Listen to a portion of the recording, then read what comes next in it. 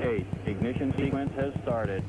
6, 5, 4, 3, 2, 1, 0. We have commit and we have liftoff at 2:13. The Saturn V building up to 7.6 million pounds of thrust. 近づいてきた。今見えた。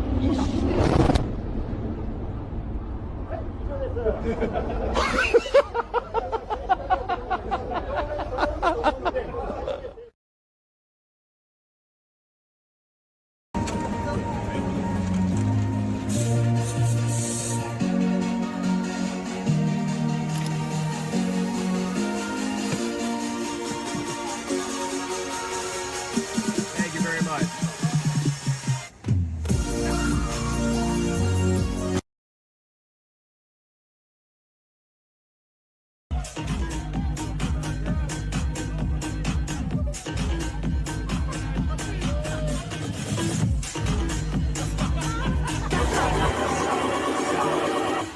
I'm sexy and I know.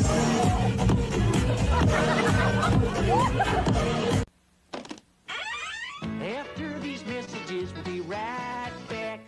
Hi, want to save $2 million?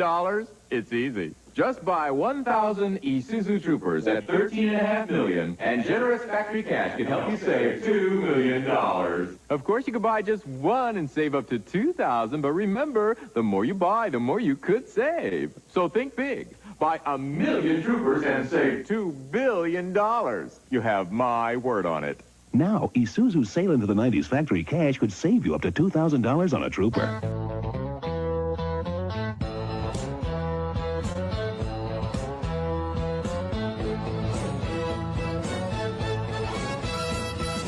She ain't got no money, her clothes are kind of funny, her hair is kind of wild and free. Oh, for the love flows where my rosemary goes, and nobody knows like me. She talks kind of lazy, and people say she's crazy, and her life's a mystery.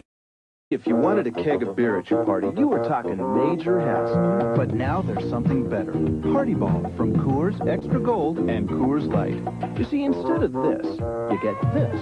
Over 5 gallons of brewery fresh beer in a portable plastic container. You just pack it with ice, push in the handy reusable tap, and party with a bunch of your friends. Then recycle the container. So forget the hassle and pick up a Party Ball at your favorite store. Because it's just not a party if you don't have a ball. If you Stop hating Mondays. Be a professional and hate the whole week instead. Bruh.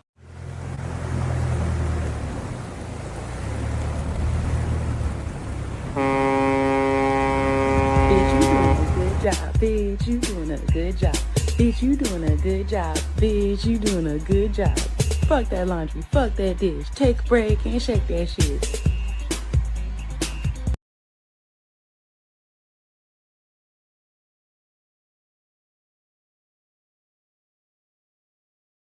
Let me see if I can find. I think I have something. Tumor. Fuck yeah, Wendy bringing it.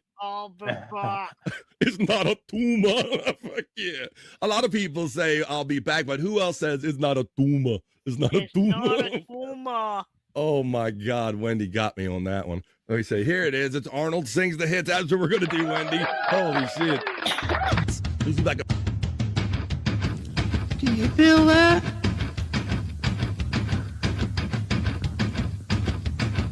Do you feel that?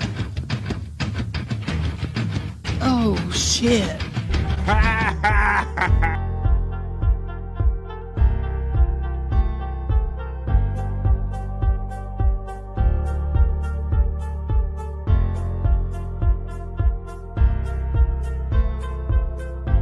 We're doing it.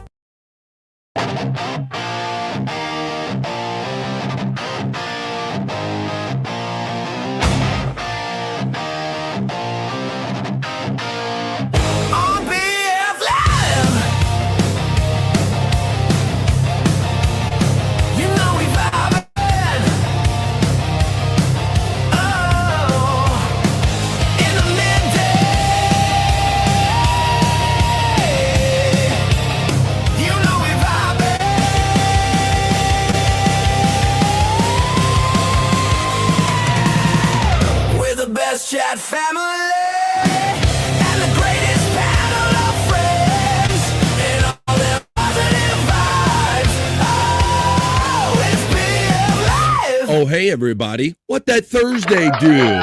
Come on, let's do it. Let's go. What that Thursday do, everybody? Yeah! What you know about that? Here we go now. Here we go now. Come on, here we go. BF Live, the Vibe Stream Show 406 day. It is Thursday, January 15th. Wow, halfway through the first month of the new year already, ladies and gentlemen. How's everybody doing today? Come on. And some of y'all don't. Come on. Come on, who knows this? Some of y'all get with this, and some of y'all won't, but listen. Let me clear my throat. Come on, I gotta clear my throat so I can do 3 hours. Have mercy on me, please. I'm gonna clear it right here. Ready? Everybody here in Bahama Bay, in Philadelphia. Here we go now. Check it out.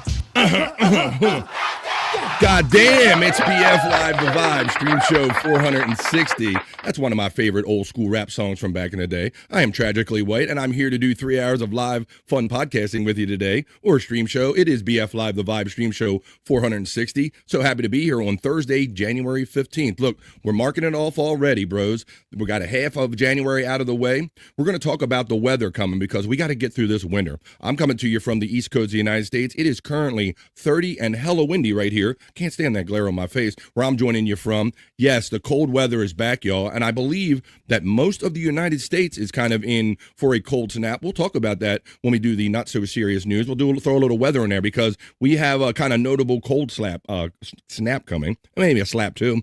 Arctic blast is coming, is what it says in my not so serious news headlines. I also have a actual report about a Korean woman over in Korea, obviously, who has a kind of, she goes around wearing a box with holes in it, like a glory hole box. I'll do that story when we do the not so serious news.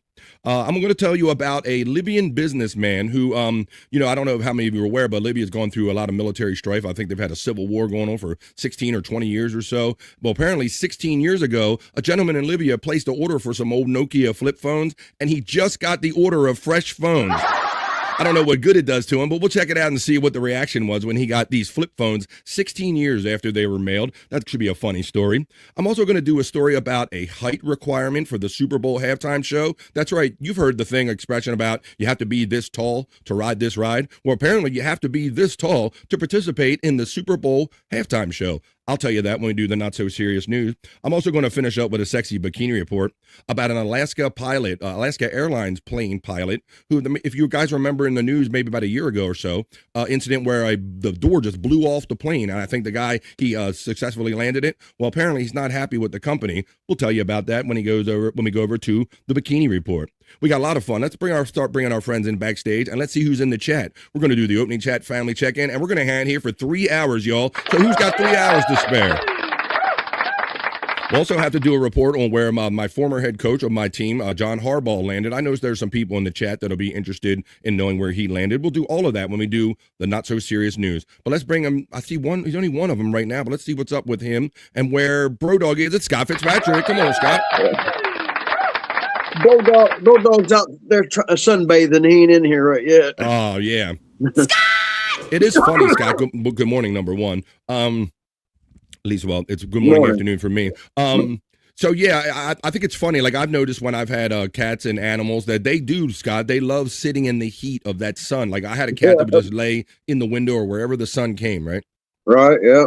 You think, but they ain't getting a tan out of it. There's something they like about the warmth. And even my little dork, not so little dorky dog over here, she loves just laying out there on the driveway where the heat just kind of hits her on a sunny day. You see her laying like right out in the middle of it, Scott, just sunning herself. Yeah. So Brodog's working on his show tan. Maybe Brodog will join us some point later in the show. All right, man, it's Thursday night, so I'll have to see, this guy backstage, let's see what he's up to doing today. He might not know if he's going to be ready to do a show tonight because I'm sure it's minute by minute, day by day.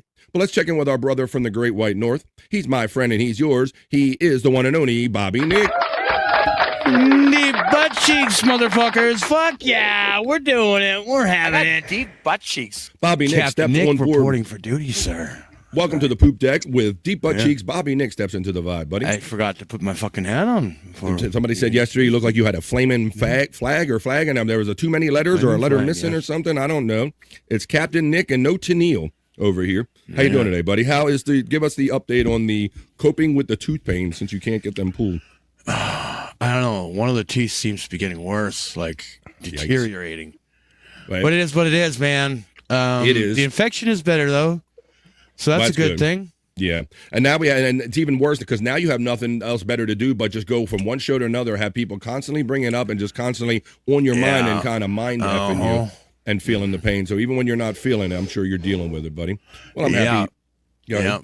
Oh, and last night I had a very successful new show called And We Are Live on my YouTube channel, my new YouTube channel. I passed by a little bit of that, Bobby Nick. Oh, yeah. I was surprised to see a notification coming up at 10:30 East last night that you were trying out something on that Nick Live TV. Is that what it is? Nick TV Live?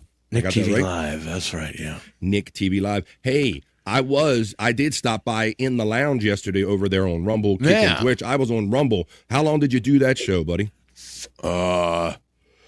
I think it was about 4 hours long. 4 hours, huh? Wow. Lots of good requests and all that stuff. A lot of activity, I assume. It was good. It was good, yeah. Well, for those that don't know what we're talking about, if you go in the chat and you see Bobby Nick's all his links running, he does a show on Rumble. A lot of you guys know about it already, keeping MTV music videos alive over there. So I'm glad to hear that you had a good one there, Bobby Nick. Yeah. Yeah, it was really good, yeah. We'll have to see how the day goes. Now, this is the day that I try to be a little more like Bobby Nick, and that I have a show later on to do tonight at 8:45 East. I'm not sure if No Filter will go down, but typically No Filter goes down from 7 p.m. East. And then maybe at 8:45, why don't you make your way over to the 100 Proof Podcasting channel? There's a link in the chat if you want to know about it. We do replayables over there. We watch fun videos. We drink, smoke, laugh, and joke. We spin a wheel, and we have to drink or do whatever the wheel says. And after a half hour, we go Rumble exclusive, and we play some of those little edgier videos, and I mix in some tunes over there. So join me later on tonight at 8:45. But before you do that, stick around for today's fun. We're going to hang out for 3 hours. 3 hours of live fun. We like to see what the chat's up to every day. I appreciate Scott and Bobby Nick joining me every day, and we'll see if Andrew joins us really soon. Really soon. Yeah. All right, man. Well, I got some great... well, we'll see if Bro Dog comes later. I got a little video I want to play for Bro Dog and everybody if he shows up. But let's do it and get into it. Everybody, you got your winter jackets. Are you home? Are you in a warm weather state and you're dreading the cold coming? You got to get ready because this stuff's going to dip down really low into the continental United States. Let's get into it and talk about this and so much more with the opening chat family check-in, folks, for BF Live The Vibe Stream Show 460. It's Thursday. Guys, throw them up in the chat, and you establish the vibe for the next 3 hours, and let's hang out. Let's go.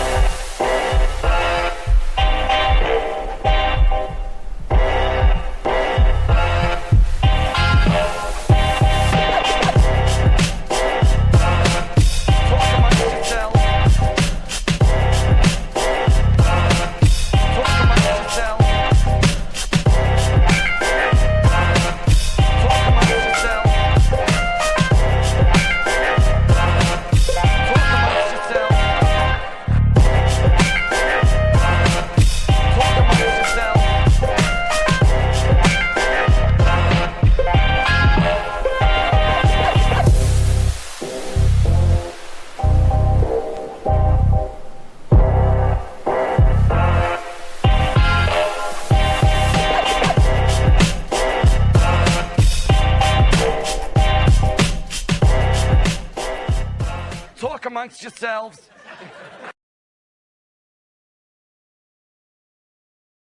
Let's go, y'all. This is the opening chat family check-in.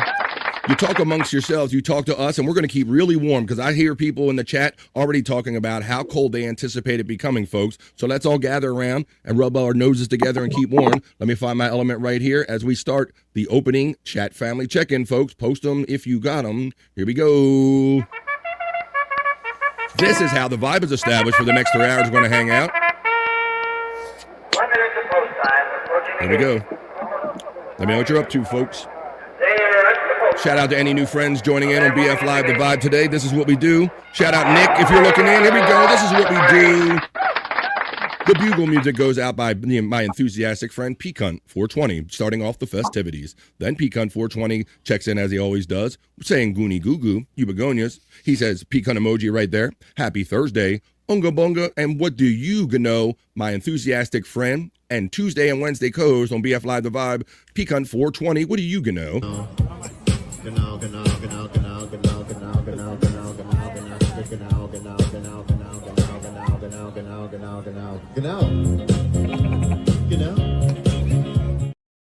Pecan supports. Yes. I'll be right back. I think Bro Dog's carrying around a carcass of some kind. Oh my God! Well, I'll put you backstage, real, and we're gonna have to. Oh my goodness, we have to. That's funny. We always say dog will hunt. We'll have to see what he brought back when Scott comes back on screen. He's still backstage. Let me see. Pecan 420 then checks in as he does every day, and I appreciate this consistency and the generosity so much. He adds one member to this BF Live, the chat family, every day because he's a member defender. And I think he got somebody really cool.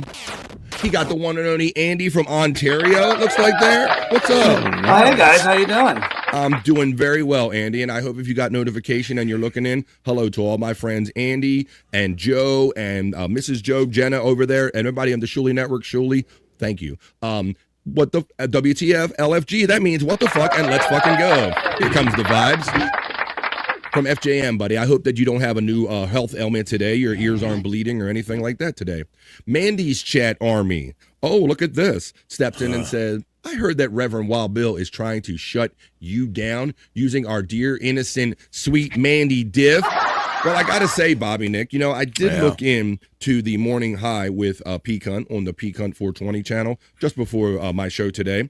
And I did see, you know, I have to avoid hiring people to do gravity bongs to promote my show, Bobby Nick, because I saw Mandy Diff in the chat saying, I think BF's off today. Yeah. And I'm like, man, what are you doing over there, Mandy? I got to stop hiring people that do gravity bongs to promote my show. I am live. I'm right here. Look, I'm pinching myself. Mandy's chat army says, Mandy World Order. I'm going to bring Scott back in now. He looks like he's ready to go. And what's up, Scott? You good, buddy? No, I'm not sure where he got it, but it was half a turtle. Oh, my God. Scott, it's so rare that I even see half a turtle. Like, yeah, just the bottom shell. Like, you don't even want to know how it got crunched and how it ended up half a turtle. Well, I like half turtle. I like half turtles. I think I need. I like turtles. I like whole turtles. I like turtles. So Josh normally says, typically the saying is, can I get a Hoya? But Josh is having a Thursday. Josh from Tennessee. And he says, Tennessee. He says, I need a Hoya. Can I get a Hoya? Can I get a Hoya? Can I get a Hoya? Can I get a Hoya? Josh in Tennessee, churning and burning and working hard. Keep struggling. Keep going through those January blues. Yay, there is a show to make. Hey, Mandy. You knucklehead. I told you don't gravity bongs and promote. This was from a year ago. BF said he's off on a Monday and today's Thursday. Tiffany Washington is laughing, and that's a great thing to see in anybody's chat. Tiffany Washington checks into the vibe. This guy, I say good day to you, sir. The fat pig also steps into the vibe. What's up, pig? Mandy Diff says, Tiffany, she gets the love. Josh in Tennessee says, I missed out on the second half of the show yesterday, thanks to Verizon's shitty outage. Josh in Tennessee, that is something that I was pleasantly oblivious to, Bobby Nick. Did you hear about all this yesterday? No, I didn't. Down here in the United States, Verizon is one of the top cellular carriers here, and many thousands of people, hundreds of thousands of people were reporting outages and getting a SOS message on the top of their phone, buddy. Really? So this is what our friend that uses Verizon, Josh in Tennessee, is speaking of. So because I wasn't on my phone during the affected hours yesterday, Bob, I wasn't affected by it. I didn't notice it. But Yeah, I saw many wonder reports how many of people. I wonder how long was how long was it? I want to say some of the time I heard as many as 400,000 people. I heard within a couple hours they had it down to 75,000 people that were still out, but it was spotty, and so they really don't know what it was. Hi, Mandy from Tiffany Washington. Spawn checks in, a very enthusiastic friend. Spawn. So generous on all the channels and gifted me a membership over there to the Bobby Nick Show in the Lounge, the Bobby Nick Show channel. Good afternoon, friends. Let's get through today and tomorrow. I agree and concur with that, Spawn. It's Thursday. We're going to get you through the daytime. And if you're not busy tonight, why don't you join me at 8:45 on Replayables on the 100 Proof Podcasting channel. If you care to support me with my Stream Elements bot with PayPal or buying memberships and all that stuff, you can do it all right there with those links. Mandy Diff is laughing, which is great. Tiffany Washington, Spawn checks in, gets the love from Mandy Diff. Spawn gives it right back to Mandy. Josh says, hope everyone is having a great day. Positive vibes in the chat from Josh in Tennessee checking in. Hoya says the Reverend Wild Bill coming in from Facebook. Peacunt 420 says good morning to Mandy Diff and extends a Hoya to her. Peacunt shouts out Josh in Tennessee with the Hoya. Spawn gets the love and the Hoya from from Peacunt as well. Fuck yeah, says Chris Thompson. Chris Thompson. He kind of hosts that show when Bobby Nick is missing, where Bobby Nick is missing again or something like that. That's right. You can check out Chris Thompson and hanging out with the no filter and everything Bobby Nick Sometimes does. I even appear on Bobby Nick is missing. Ironically, yeah. It's like, well, they set out and search for him and they actually find him. So there you go. He actually shows up. Spawn says Pecan 420, Hoya homie. Jake's latest tantrum is up. I was hearing a little pieces of this, Scott, in the chat. You keeping up on this, Annie? And Bobby Nick, I heard this affects you and all. Did Jake come after you, buddy? Yeah, it was funny. He wrote a song about me yesterday while I was in the lounge. He sent me the link to it. And What's up, guys? So I looked at the lyrics. And boy, did I ever go off on him in the lounge. I can't imagine that Jake would say something you would even care about that much, Bobby Nick. So what did... I mean, he didn't, but it's just the same old bullshit. Playing victim. That's what he does. That's what he does. Like when he doubled back on the Shuley network when the whole licking of the fingers and all that stuff and acting like he was a victim after the fact when he was fully in on it at the time and he got paid for it at the time. I've seen him. So that's what he does. He doubles back. He's basically being a bitch. Mm-hmm. That's what we call that. We call that being a bitch. This guy likes that. He's like, yeah, Jake is being a bitch. DJ Cool, let me clear my throat. Peacunt knows who I opened up the show with. There's the donate links again. Mandy Div says, Rev, there's no BS. Hey, God damn it. Mandy, I'm telling you, I gotta put a muzzle on you. Peacunt gets the shout out acknowledgement from Mandy Diff. Reverend Wild Bill says, Mandy, WTF. That means what the fuck. That's what I say. Mandy said the vibe was not going to be on today, LOL. Well, there you go. We got it anyway. Reverend Wild Bill, Hoya, what do you gonna know from Peacunt 420? Tiffany Washington is laughing the whole time in the chat. Buzz, Mrs. Honeybee checks in. What's up, Mrs. Honeybee? Buzz. Always happy to see you. Be part of the BF Live the Vibe chat. And hello to Kai. Hit the like button the fat pig implores you to do, please. It doesn't cost anything. It's absolutely free. If you're watching and or listening to this show on BF Live The Vibe on YouTube, on my Rumble, or my Facebook, I'd appreciate if you hit whatever like apparatus they have on whatever service you're enjoying it on. Pecan 420 is laughing. I love seeing people laughing and having good fun in the chat. That's what this is all about. TFP, the fat pig to cow brother. We have pig and honeybee. Apparently we have like a whole farm going on here in the chat. We have pigs, we have honeybees. Mrs. Honeybee says, 19 here in Cleveland and blowing snow. Yuck. I'm going to show you. They have a little map where they show actually how far it's going to dip, Wild Bill. So you guys down there in the ATL in Florida, look out because winter is coming low. Hi, Tiff from Pecan 420. Tiffany Washington is laughing still. The fat pig says, Pecan to cow brother. Skeletor, says our friend Chris Thompson. Skeletor. Mandy gets the love from the fat pig. Exactly, Mrs. Honeybee from Tiffany Washington, as we're nearing the completion of this opening chat family check-in. Mrs. Honeybee says, a buzz. That's from Peacunt. No BF Live today. Boo. Wait to see what you're doing, Mandy. You got people actually believing you out there. Hi, Peacunt from Tiffany Washington. And Space Nerd now steps in the way she does. Appropriately, we welcome her with the Terry Knee super loud video that greets our friend, the Space Nerd. Where's Terry Knee? Where's that quiet bird at? Where you at, bird? I seen you on Twitter X promoting the show. Until now, our mission has been that of space law regulation, contact with Earth colonies, and investigation of alien life. But now, fucking green women. a new task. A probe out into where no man has gone before.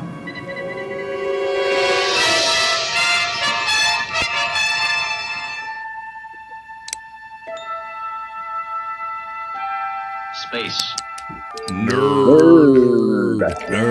These are the voyages of steps into the vibe for a Thursday, spreading positive vibes among the community. There is Scott's locale compilation video link still running. I got to change it back to his regular credits and stuff like that. Chris Thompson, Hoya brother from Pecan 420. Good morning to me from Space Nerd. Right back at you, Space Nerd. FJM checks in over there on Rumble and says, "I be here all alone." We appreciate that, FJM. And I still have to really commit to what I said that I was going to do, because there's still a lot of hinky stuff happening with the algorithm there on YouTube that are innocent people are getting caught up in it. So I do have to keep in mind that I have to continue to build my Rumble presence. So thank you, FJM, for giving that Rumble some love over there. Hey there, nerd, from our friend Tiffany Washington. FJM shouts you out, buddy. Scott Fitzpatrick. Jim. Space Nerd says, I have an appointment, so I won't be joining you. Love to my chat family. Well, I hope your appointment goes well. Nerd gets the Hoya from Pink Hunt 420. Nerd call goes out from Mandy Diff. Bro Dogs Fan Club steps in. Treats for Bro Dog. I do have some treats for Bro Dog, Scott. Let me see. Since it already came up, I'll show you right here what I got for Bro Dog. Somebody sent me some treats for Bro Dog, so let me show you right here on the vibe. And I think this kind of works on a couple levels. This might be Perry Caravello's dog. Let me see. Watch out. But I figure I peer pressure him to trying these out.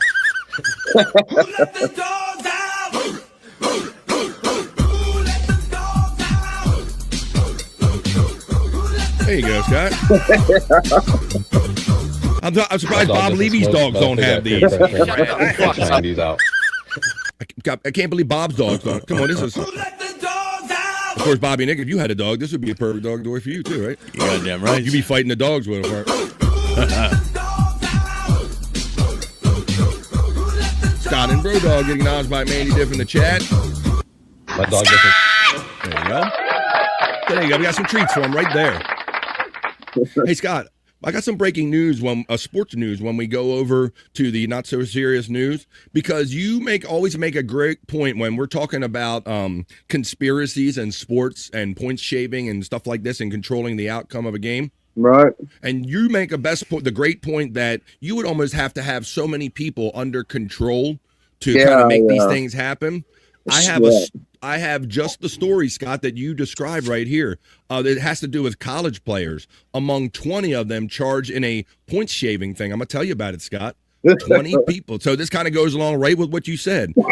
There's people actually out there trying to get everybody involved in it. Yeah, that'll never work because there's always going to be that. I'm sure.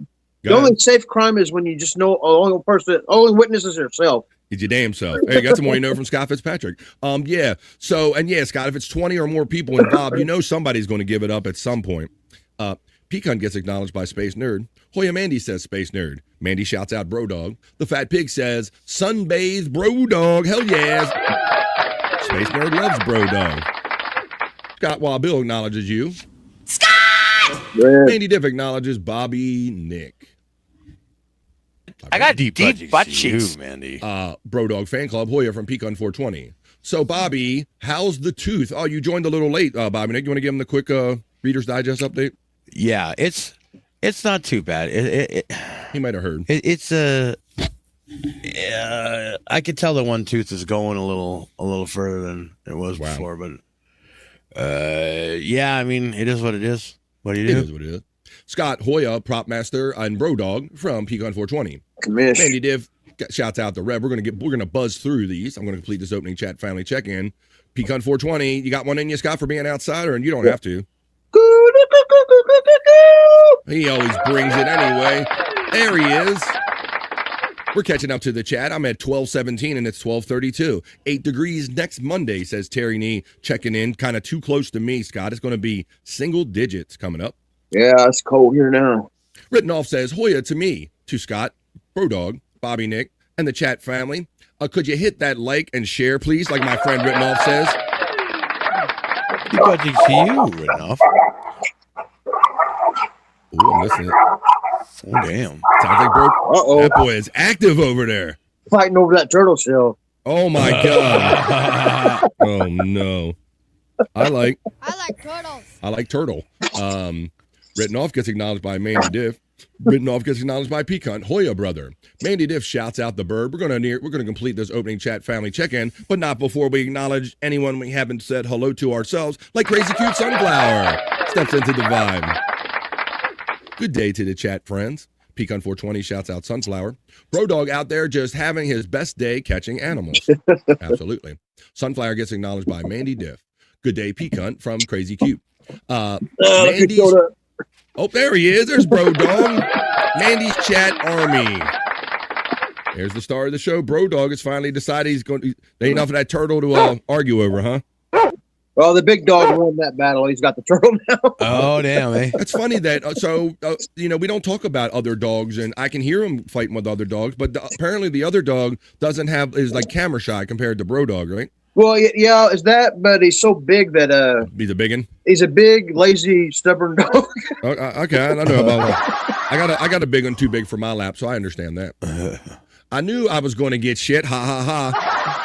There's Mandy Diff. I got people out there doing bong hits promoting my show. Let me say, doing gravity bongs. Does drippy dick count? Just kidding. Whoa, wait. Nah, I mean, after a while, everybody, there's always a little bit left, Jim. That don't really count. My phone didn't have service for 7 hours yesterday, Josh. I'm sorry that you and so many were caught up in that, Bobby Nick, but like that he was caught up in that. But yeah, that's 7 crazy. Hours. It was crazy, buddy. And can you believe that they were saying a good backup plan is to have a landline? I don't know what good that would do Josh in Tennessee out where he was and all that stuff, but right. I don't know. They did kind of recommending that. Bro Dog says, such as there's the letter C out there. Can we hear the song, Bobby? Oh, do you have the song, Bobby? And do you care to play it, or it's not worth sharing? You don't want to give him any. You know what? Air. We could play it if you want. Hey, Sizzle Chest, what's up? I feel like going into the Perry Vault and doing a little Perry talk today. And there's going to be a premiere of an old stream tonight that maybe some people that can catch up with some of the old stuff from maybe you didn't see when you weren't a Perry fan. Chris Thompson checks in and says, Jake didn't write it. He's not that smart. AI and the hemorrhoid finger did it. Yeah, I mean, all you got to do is say, Bobby Nick is a fucking asshole and piece of shit and put it to a hip-hop beat or whatever. That's all you really have to do. I mean, you only have to say a couple words like, about Bobby Nick sucks, Bobby Nick did whatever, and then put it to a beat. And yeah, I mean, we've heard it, but that's why Jake is. What's up, guys? Ooh. Hey, buddy. Written all checks in and says, shoveled the equivalent of a half a football field, a foot deep. Bazinga! Holy moly! Bobby friend, yes sir. Bobby friend, if you want to play it, it's in the group chat. Thank you, buddy. BF not live, says Terry Nee. I will do that. We're almost done with the chat family check-in. Thanks for letting me know that. Mandy Diff is laughing. Damn it, Mandy Diff. Nerd gets shouted out by FJM. We love Bro Dog and his sidekick Scott. There's all my PayPal links and all that stuff. Sizzle Chest says, Lefty Rosenthal describes how to point, shave, and fix sports in Louis Pelagis's book, Casino. Yes, Sizzle Chest. So we've talked about many times here, especially now with social media and now with DraftKings and all this stuff. There's so many more people into the whole conspiracy theories that all the NFL games are kind of predetermined and all this. And so Scott has made the valid point many times that you would almost have to have a group of people involved to really effectively do this. And I got a similar story about that. So for money, man. People do what they'll do for the love of money. Sizzle Chest says, I got my dentist license. Got it off a guy at off-track betting. He needed the money. I work cheap, and I got a bag of tools and a thrift shop. Whoa. That sounds like Bob Levy's dentist before he went to Turkey. Whoa, hang on. Let me see. Well, speaking of dentist, I have something for that. Might as well break that right out right here. Right, Scott? Let me see. Well, first of all, let's hear the song. Thank you, Bobby Nick. Let's hear the song. This is, yes, I'm 18 or older. All right. So set it up again real quick, Bobby Nick, for people that are just joining us. Well, I mean, okay, what happened yesterday is Jake had sent a picture of a pork chop to Spawn. Spawn sent me that picture, and I mean, this pork chop looked way like. I mean, I should even send you the pork chop picture, Bobby friend. All right. I don't know if this is a pork chop or if this is some kind of varmint that he Ooh, cooked. So maybe they had like a squirrel or one of those nutrients or what are those big rats or something? Yeah, they call? yeah. What they call it, Scott? I'm Muskrats. We call them muskrats around here. Yeah. Yeah, maybe he had one of those and they just named it that. It's horrible. I just said maybe they've said roadkill. All right, I guess we'll do this in the proper order. So here's the picture of the pork chop in question. Yeah, he says this is a pork chop. That looks like a nutria, one of those big oversized rats that they kill down there in the wild. I know. There, Jesus. What do they call it? Something like that. I know. But he got mad, I guess, and then the next thing I know, like a half an hour later, I'm getting an email of a song all about me and how I won't leave him alone. Just for presenting food, which nobody should have any shame in, right? What's the shame in food? And then you're sharing what he ate other than what we think it might be. Like Mandy saying, look at the right of the meat, and it looks like an eye socket or an ear. Yeah, it's bad. You thought I was off today, so I don't know if I want to go by you, Mandy Diff. So let me see. Let me see. Squirrel chops, LOL. So because that picture got forwarded to you and you decided to use it on the show and kind of speak candidly on it, basically essentially goof on it, which I agree with. He got his panties in a bunch and ran over to AI, huh? That's right. That's right. And then he lays he lays this down. Let's see that. Oh, well, it's 3 minutes. I'm not playing the whole thing, but let's hear what it is. Leave me alone, great white trash. I love it. Great white trash. Oh, the lyrics, look. I'm tired of these trash pack cans up in the gray white. No front in my name. Oh, shit. Like I ain't worth the score. You say I'm no good, but never say why. Just about the lies while you hide and cry. Leave me alone, I'm begging you, please. I'm a fucking. Go ahead, Jake Stapleton, go ahead. Legend, get off your knees. I'm a fucking legend. Get off Chris your Hudson. Chris Hudson. Y'all sit in basements with microphones cheap, sipping lukewarm Timbers trying to put me to sleep. What does he do? Zero rings, zero rings on the finger, but got plenty opinions about a king. What a singer. You talk about my life like you lived in my skin, but the only thing you killed is your own momentum. Pika says gay. Wait a minute, let me check with the gay meter. We have a gay meter here on BF Live. Hang on, man. Let me check it. Garbage straight landfill audio. He's pinging that sumbitch. Oh yeah, that shit's on 150 on the gay meter. I'm tired of these trash podcasts up in the gray white. No running my name through the grinder like I ain't worth the sport. You say that chorus is fire, Bobby. Niggas, you know. Why you hide and cry? Leave me alone, I'm begging you, please. I'm a fucking legend. Get off your knees. Get off your knees, Bobby. Get off your knees. Yo, Bobby, yeah, you with the fake tough guy act, talking reckless about me, but your own house crack. Keep my name out your mouth, though I'm flipping the script. Everybody knows you been lying about your kid. Only fan stories, man, that's foul, that's sick. You throw stones from a mansion made of brick, that's glass, fool. Check the receipts, check the past, fool. Out of more in 1 decade than your whole damn crew.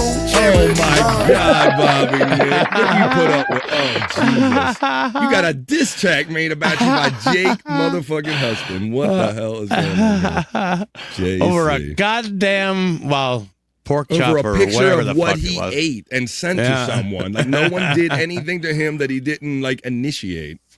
I heard his hemorrhoid finger is releasing an album and going on tour, says Chris Thompson. Sponsored by Preparation H, hitting all the big cities. Reverend Wild Bill says, before I leave, I just want to say I'm glad, Bobby Fran, you weren't on today and that Mandy was able to inform me of such. Salute. Thanks for pant load there, Mandy Diff. So I had 10 people. They were going to watch the show today, but they said they heard from Mandy Diff doing grab. Never mind. All right. I don't blame you there, Mandy Diff. But I do like to keep having fun right here on BF Live The Vibe. And I have some fun stories. Let's go do the news. Don't go running, everybody. Let me know what you think about these stories. WTF is a hemorrhoid finger. Dude, should we educate Sizzle Chest on this? I think we need to. Actually, our feed goes by pretty fast, Bob. But it wasn't that long ago, Scott, that we were talked about this, right? Yeah, I got the Angry Iguana's got a recent one that he did. All right. Hemorrhoid finger in his All channel. right. Thank you. Yeah, the Angry Iguana 112. That's where I'm going right now there, Scott. Let me go to Facebook. And let me start typing angry, and it will already goes right to Angry Iguana 112. Just do an AN. That's what I do. It's a friend of Scott Fitzpatrick's. Is that a short? So you got all your side. Yeah, it'd be a short. Yeah, it's a short. And let's show. And we're going to do some more of Scott's shorts later on when we go in Scott's hole. We're going to smoke a bowl and watch some funny Cyrax stuff today. Oh, here it is. Now, for my friend like Sizzle Chest and all, this kind of originated on the Shuli network. Jake being we the all podcast, found out. yeah, Jake being the podcast whore that he is, he's in everyone's chat. Put me on air, please. Put me on air. Send me the link. Put me on air. He would do that for the Shuli network, right? And so, big shows, you got to come up and do something. You can't just show up and be Jake, right? So they were finally he got on air and he's sitting there talking, and they noticed the condition of this finger that I'm about to show you. So it was such a thing that they paid Jake to actually put this finger in his mouth on the Shuli network. And he was a willing participant. He got the money and all that stuff. But so it's an ongoing kind of thing. But Sizzle Chest, let's play America's least favorite new game show. Guess what's on Jake Huston's finger? That's right. Let's guess what's on Jake Huston's finger. Here we go. Oh, that's bad. Just remember, you asked for this. There you go. Right there. What do you got, bud? Let me see. No, don't, no, not the poop finger. No. Right there, Sizzle Chest. This is what we're calling the hemorrhoid finger, because he said with no shame in his mouth at all that when he has issues up his butt, Bobby Nick, does he not like reach up there, pull out, and poke his hemorrhoids, correct? He picks at it. He picks at it. Yeah. Exactly. That's why this is the origin of the hemorrhoid finger. Just remember, you asked. No, Nasty says pecan. Finger out of here. We don't. No. Oh, he puts it in his mouth. Oh my God. What do you got, bud? Let me see. No, don't. No, not the poop finger. No, not the poop finger. Not the poop finger, Scott. We don't. No. Oh, there it is. So you asked and you get it. It's poop finger. And that one, from what I know, that's on a different show when he did it voluntarily, or nobody asked him to. Yes, See, so that just goes to disprove this whole, after the fact being so upset about it. They made me do it. He does it willingly on shows because he knows it gets him on air. But, even from the Shuli network, you could tell when you watch the clip back that somebody super chatted for that to happen, and he read it, and he was already ready. He was already ready with his finger. Absolutely. To put it in his mouth. Yes, he was. Absolutely. He was trying to draw up super chats with it, and I know Shuli pays him and has paid him. Matter of fact, let me run this video real quick. Let me see. Video file. Over here in my production folder. Let's take you back to those days where, let's see where I can find it real quick. Here we go, right here. This is the good old days when we all did. This is from my 24-hour live stream. Well, Andrew, thank you for being a friend.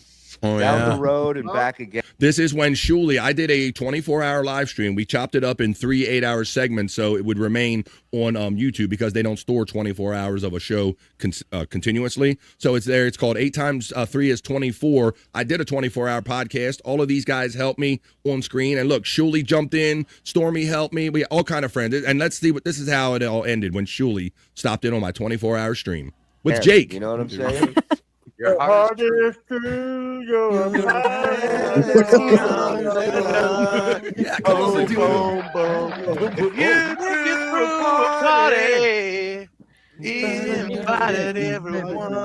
Listen to Shuli. And you would see Jake Hudson wants $100 from me.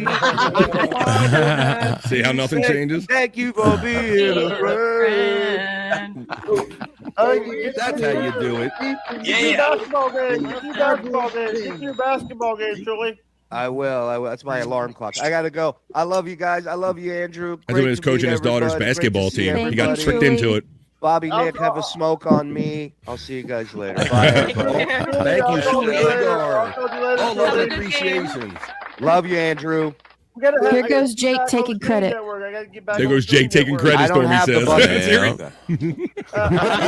Yeah, Jake is not good about being on a panel and not being the one that shines the most, man. He cannot sit there and just let like Andrew or anybody or Wendy or anybody else shine. He cannot do it. He is not capable of it. But you know what I'm capable of? I told you I was going to do it, folks. What in the Sam hell, Juggler Jen says. That's right. Juggler Jen stopped it on that 24-hour podcast I did a couple of years ago now. My goodness. Yeah. I got the doy down in my heart. Justice says, when is the next 24-hour stream, BF? The next time my wife decides to go out of town. Because I don't want to have to try to, I'm stuck here in the basement, honey. That would just add a layer of uncomfortableness that I don't really want to do. I'd be happy to, if they go out of town for the weekend. I think they went to, a Broadway show or something that weekend. I'm going to do me a 24-hour stream. All right. Well, what else I was going to do? Let's see, it's 12:49. We're just having so much fun. We're not even done hour number 1 yet of BF Live the Vibe, talking about Jake and this, that, and the other. There were some other things, Bobby Nick, because we were, let me see, got so much content here. I appreciate everybody for sending me some stuff you would like me to share here on BF Live the Vibe. That was cool. We're going to show this video first here, Scott. Yeah. We're all talking about dental health right now, and I see people. Somebody said that they bought their dental license at a swap meet or something like that. But let's do a little health report right here, a little dentistry on BF Live the Vibe. Medical options for Cyrax's and maybe Bobby Nick's mouth. I don't know. Let me see. This one's going to be about his mouth. So he's missing. I think it's 2 incisors and 2 premolars. This is about Cyrax. Look at me. Look, he's like. Whenever he does his lizard licking, he is clearing the blood clot that his body has tried to seal that up with. He likes it. He loves. Look at Bobby Nick's like, oh no, this is way. Oh no. Out of there. You can look at that monster. That's what's in them crevices. See on the video titled J, him doing his lizard lick maneuver, and the brown, pussy, thick, carotid liquid coming out on his tongue. I'm sure some of you remember a little while back. I've seen Cyrax's tongue brown like you're talking about. Brown. He's licking infection. All right, well, that's enough of that. Oh my God! Maybe we'll watch more of that when we go in Scott's hole later. That's going to be one of the fun segments we do. We're going to do Perry. So talk. It sounds like he probably did the rest of these people do. I don't know. They just let the teeth rot out of their head, and they don't get what's left. Pulled out, cut out in the gums, bro. bro. So it's natural selection because some people are like cockroaches in that regard, man. They can their body can rot around them and they'll live forever, Bobby Nick. And other people, it might be the one thing that takes them down, man. You never know, Scott. Yeah. I've known so many people like that. They just don't give a shit about their health and they're still kicking, man. They got all kind of shit messed with them. Cauterize that crap with a piece of hot iron. Do something with that, or a piece of bread or anything. Like, just get it. Just sit. There you go. The same tooth is bad in my left side, though. Tooth 5 from the front, Mandy Diff. Yeah, well, I've told you about, I've had a couple pulled back in the day, and I had my one wisdom tooth pulled just recently. So we all going through a little something here, even Cyrax and Bobby Nick and everybody. But you know what I want to get to now? How about maybe we'll do it in this order real quick. I'm going to keep him backstage. Andrew is here, but I'm going to keep him backstage right now because he likes to use this time to do lives while I'm doing a live. So I'm going to go over to my news desk. I'm going to get behind said news desk, and we're going to do some fun news. I want to know what you guys think about these fun stories that I have, because you can have fun doing other news. There's other stuff going out there. There is the not so serious news.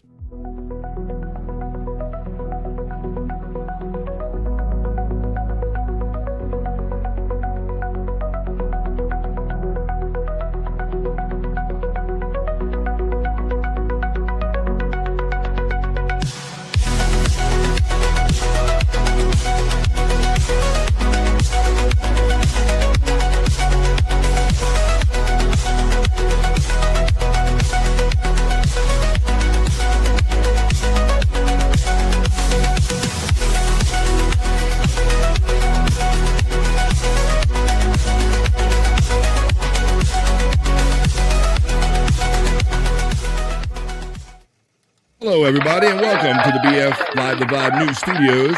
And my news desk, as I bring you some other news. Let's have fun with the news. Let me know what you think about these not so serious news stories.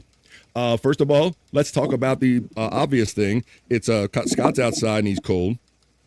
It's 30 degrees where I'm coming to you from on the East Coast of the United States. And yes, after having a little kind of tease of little warm weather, maybe like some 50-degree weather, we are headed for actual winter, I think, in most of the continental United States. An Arctic blast threatens to unleash bitterly cold air across the east and south here in the United States. Farewell to the January thaw. A fierce Arctic blast of bitterly cold air is poised to overtake much of central, eastern, and southern United States over the next few days, dropping temperatures well below average as far south as, Andrew, Florida. According to the National Weather Service, after an unseasonably warm and dry start to the work week, cold weather finally returns east of the Mississippi River on January 14th as a series of cold fronts merge over the Ohio Valley this afternoon. While the cold front is not expected to set any records on January 15th today, it will feel much chillier across much of the eastern United States as the daytime high temperatures plummeted approximately 10 to 20 degrees across the board beneath the Arctic high pressure, the Weather Service said on the January 14th forecast. It's a renewed surge of, I want to show you the actual, because they had like a pretty decent map that shows you. Oh, here you go. There it is right there. Look how far it's going to dip, guys. Wow. So Bobby Nick, they're going to start blaming you for this weather. See where it's coming from? Look at this. So you got this dip going on right here. I mean, so we're all in it, Scott. Yeah. Look at that. Even down to the panhandle of Florida. So all my friends down there in Florida and the ATL, hang on tight. Maybe get some snow thawing stuff and make sure you have a shovel and a broom and be ready for this. So there you go. It's a potent cold front. Yes, Bobby. You know, even here it's been unusually warm for the last 2 weeks. Really? So yeah, it's weird. It's weird, but that's what brought all the ice that my fucking dentist slipped on yesterday. Well, you know, because a lot of the snow melted, the weather, right? And then it rained too. Yep, that's when it's most dangerous. Yep. Well, there's Bobby's dentist right now. Oh shit. Yeah, Bobby Nick. So we're going to get it, buddy. And I guess it's fair to say you're out there in Western Canada, are you not? Yeah. There you go. Alberta, Eric, Calgary, Alberta, correct? Yep, Alberta. Right. Alberta. So yeah, that's right. Because I talk about Alberta in the Bobby Nick song. I should have known that, Bobby Nick. Let me see. Oh, here we go. Nope, that's the wrong one. Here we go. It's Bobby Nick looking for avocados on a cold Alberta morning. How could I let this slip? As the guacamole flies on a cold and gray Alberta morning, the mailman just brought Bobby something avocado. And Bobby Nick cries. So he won't be growing or getting any avocados anytime soon up there, even in the Great White North. But yeah, we're going to hit it, everybody. So bundle up. Let's stay warm in the chat family together. It's going to get cold, y'all. Oh, wait a minute. That scream of horror means only one thing right here on BF Live The Vibe. It's time for Breaking Poos. Uh-oh. Oh, boy. Uh-oh.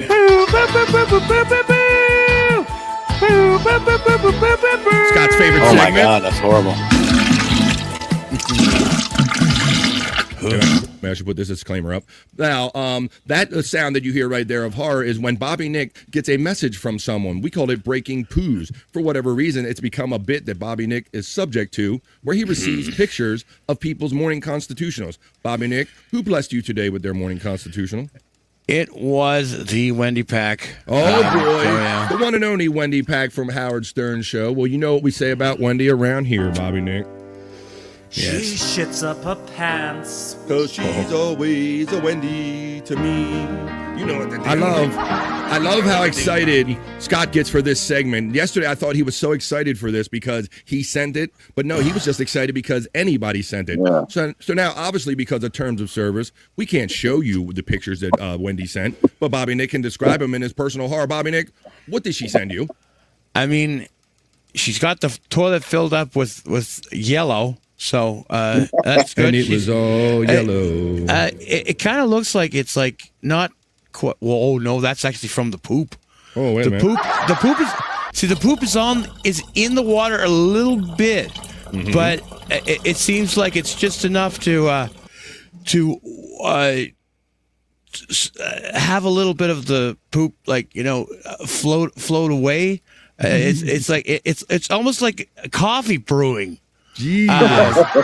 The best part of waking up is Folgers in your butt. and then there's a pile in front that it definitely looks like some type of pudding that was not stirred good enough.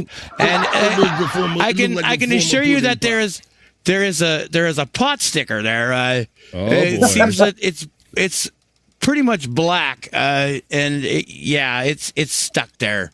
Is it black number one, Scott? Well, there you go. For better or for worse, we don't know how it ever started happening, like Josh in Tennessee asked, but that was breaking poos. God. I'm hearing, wait a minute. I'm hearing double screams of horror. Wait a minute. My Lord. Wait a minute. Scott. Wait a minute. We've never had a double shot Thursday. Are you telling me that we have a double shot Thursday of breaking poos, yes, Bobby Nick? we do. Oh no.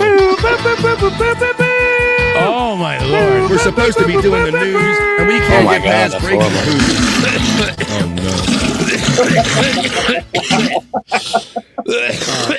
Oh, he's literally gagging. Oh my God, this one is. Oh, Scott, how did you even do this? I mean, there's splatter all over inside the toilet. It's all over inside, like just splatter. Like it's like someone went, except it's poo, and then. It seems like there's a floating chunk, like a big floating chunk. What?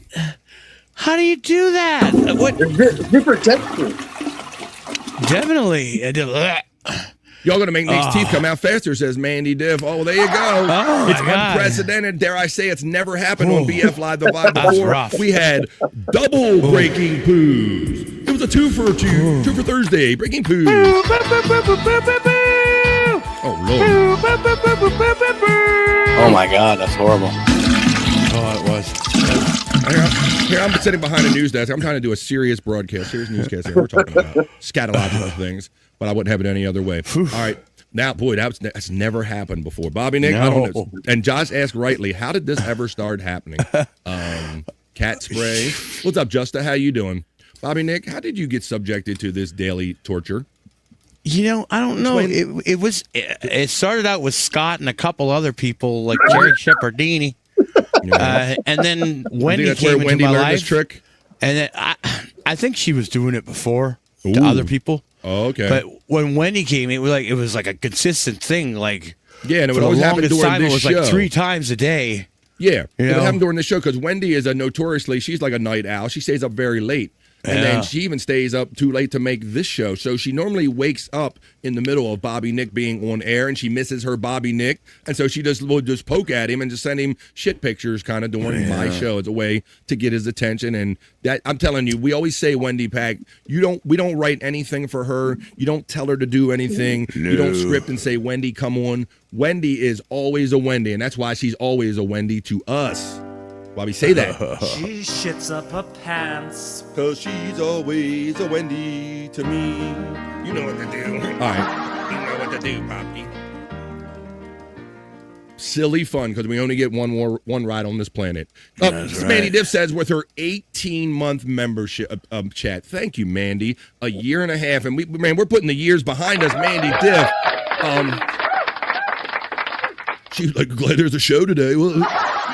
And sends lots of love. Thank you, Mandy Diff. Well, make sure when you go on all the other chats that you love to participate in, make sure you know that BF Live The Vibe is happening every day. Make sure you promote my show, Gravity Bone Girl. All right, now, let's do some breaking news that kind of involves me. And I'm going to bring this next guy in because he is, in fact, our sports, the Human Sports Ticker. So actually, let me bring him in first. It's going to get crazy. He's my friend, and he's yours, and I know he's going to want to talk about this and so much more. Get off your pad and get glad that Andrew the Giant has stepped into the vibe. Andrew.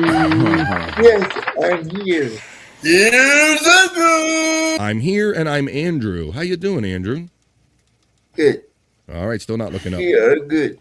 You are good Hey, today? I'm good. Andrew, Did you hear I'm going to bring you in for my first story of breaking news and the not so serious news. Talk about who hired John Harbaugh. Did you hear? It's No, out I there. did not. Oh, Giants, the New York Giants are reportedly, Andrew, through multiple outlets. The Giants, the New York Football Giants, reportedly finalizing an agreement to hire Coach John Harbaugh as their next head coach, Andrew. Come on, man. Are you watching porn? Like, what are you doing over there? You slipping, man. No, I haven't. I know, Mandy. It's all good. Andrew, so you didn't hear this, buddy. It says it looks like the New York Giants are getting the guy they've been pushing for since he became available, John Harbaugh. The Giants are finalizing an agreement with the former Baltimore Ravens head coach, and a deal is expected barring a significant setback, according to ESPN's Adam Schefter, who accurately reported first that John Harbaugh was being let go. So I trust Adam Schefter's early reporting. The Giants are finalizing an agreement with the former Baltimore Ravens head coach, and a deal is expected barring we got that, but it says the deal is expected to be 5 years in length, Andrew, with a total value of $100 million, approximately $20 million a season, Andrew. One of the largest contracts in the league, according to NFL reporter Jordan Schultz. Harbaugh will become the Giants' fifth head coach, 7 counting interim head coaches since Tom Coughlin resigned in 2016. Ooh. Former Baltimore Ravens offensive coordinator Todd Monken is expected to reportedly join Harbaugh on his staff. The Giants' interest in Harbaugh was obvious from the moment he became available. The team was immediately reported to being targeting the coach after he was let go by the Ravens, and the interest was mutual, with Harbaugh reportedly watching film of their rookie quarterback, Jackson Dart, as well as Tennessee's quarterback, Cam Ward. So there you go, Andrew. It's done. Many outlets are reporting. And I know that my friend Oscar Electric's happy about that. Go ahead. I wonder if he's going to make Jackson Dart a star. Him and Monken might be able to do something in that regard, Andrew. He's a good coach. He was here 18 years, but I guess it was just like an old relationship. It just kind of wore thin. It was time for some new something new for everybody, Andrew. Because correct me if I'm wrong. You're wrong. Jackson Dart is kind of a running quarterback. I haven't seen a whole lot to play, Andrew, to give you a fair analysis of what I think of his playing style. I was just thinking of how funny it would be if Scott sent him one right now, and you got what you wanted, Widow Killer. Dreams come true right here on BF Live The Vibe. Double breaking poos. Unprecedented here on BF Live The Vibe. So there you go, Andrew. So it's a done deal. He seems to be the one up there. Multiple outlets are reporting that. I'm going to do another. Yes. Robert Suarez just signed with the Red Sox. Okay. I'm not sure who that is, but okay. Former Phillies ace. Big Gay Hat steps in and says, did someone say hardballs? You're getting a little ahead of yourself here on a Thursday. I have to do. Hello, Frisco. It is a sexy Thursday, so I normally do Juicy Man Meat and Bricked Up on a Thursday. Be ready for that, Big Gay Hat. FJM says, I said right away, the best fit for John Harbaugh was the Giants. Well, I mean, that is the media capital of the world, and you have the brightest light shone on you, or shined on you, whatever the past tense is of shine on you, up there. So, but I think John, being just a football savvy guy, he'll have no problem with any of that up there. He's one of the better guys that are out there in the market. Did someone say hardballs? Not in the way you thought. Okay, I see Scott's on the move. I'll let him do his thing. And I'm going to start this next story, Andrew, because this is breaking news too.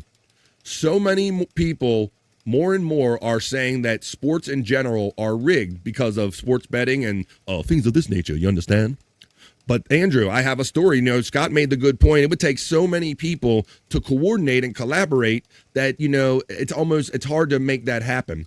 Well, I have a story about many college players, among 20 charged in point shaving schemes, Scott and Andrew. This is our next story. Whoop, did I not put Andrew backstage? There he is. There you go, Andrew. And then that's point shaving, Andrew, and college basketball. This is evidence right here. Yeah. So, Scott, people are out there making effort. That's how much money must be involved in this. People are rounding up like 20 guys and going, come on, we're going to make some money. I am borderline ashamed in sports now because it never used to be like this. I agree, Andrew. There seems to be more of a tinge that exists than maybe in the older days.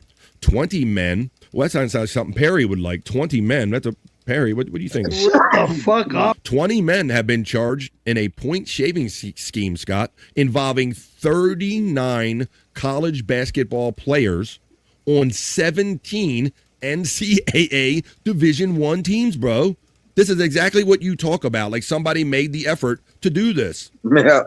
Leading to 29 games being fixed, according to a federal indictment unsealed Thursday in Eastern District of Pennsylvania. 15 of the defendants played college basketball during the 2023 and 2024 season or the 2024-25 seasons, according to the indictment or the indictment. 2 of the players named in the indictment. Whoa, this looks like one of these names that Sean makes up. I swear I'm not making this up. I'm going to read this. Said Quavarius Hunter. That's one of them. And then, look, can you see him on the screen? Diquarvarian Short. I swear to God, those are not Sean. Is that Sean Riggle names? Did you? Were sanctioned in November by the NCAA for fixing New Orleans games. 4 of the players charged, Simeon Cottle, Carlos Hart, Camion Shell, and Umar Kouroussi, have played for their current teams in the past week.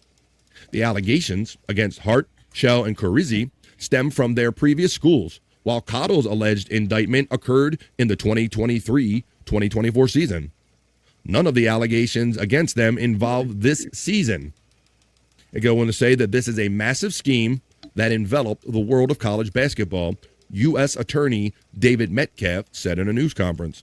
This was a significant and rampant corruption of college athletics. That was our story, Andrew. So, Scott, I think all sports you're absolutely are right. rigged.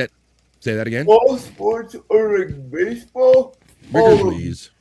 Pecans laughing. Maybe D. People. Go ahead. People haven't gotten wind of it. Well, so Andrew, that's why we're kind of building a case here when we do BF Live The Vibe, because we're seeing more and more people like going back on social media saying, hey, this game ended very much the same way as a game did 3 years ago or something like that, Andrew. Like the patterns are starting to become seemingly more obvious to some people if you believe that sports betting is actually influencing sports and it's fixed. But let's get on to another story in the not so serious news, Andrew. In my next story, I want to talk about this because I personally believe, I think that fast food might be going the way of the dinosaur. I'm wondering, guys, what do you guys like? Fast food is nowhere near the status that it used to be when we were kids, Scott, right? Definitely. Before the pandemic, it was 5 times a week or so, pretty much all my life. And now, since the pandemic, I've probably been to a restaurant half a dozen times. Yeah, I think fast food. I think diets changed. I think awareness has changed. These kids grow up and they learn that maybe the fast food isn't the best thing for them. As when we were growing up, Scott, there was just toys and here's a burger and here's some fries and all that stuff. Another thing, it was kind of cheaper to eat out at a restaurant than it was at home. It used to be. 100%. And that's what I was going to say. It's not as cheap as it used to be. Yeah. So I think that's one of the appeals that have been lost. Yep. And that's why I believe that fast food's on the fence, Bobby. Nick, go ahead, Andrew. Supersize me ruined fast food. Maybe. Well, I don't know that that's an opinion, Andrew, because you say ruined, but for a a lot of people, it created awareness, health awareness, Andrew. Eyes. It opened eyes. So you can characterize it any way, depending on what side of that argument you're on. You said arguing at first, but it did, or ruining, but it did open a lot of people's eyes on the maybe the downside of the eating some of this stuff. Well, check this out, Bobby Nick. And much like you said, this is why I think fast food is a little off because, we got Five Guys now and all these kind of boutique-y burger places popping up, right? That seems to be the new trend, because you have one faction of people saying, like Scott, hey, man, we need something fast and cheap and affordable. That's what it always was. It was quicker, and you could just go get like a double cheeseburger and a fry and a Coke for $2 or $3 back in the day, and you were done for the night, Scott, right? Yeah, especially if you lived on your own, it was just easy. It was cheaper to just go get out a value meal. Yep, go out every night.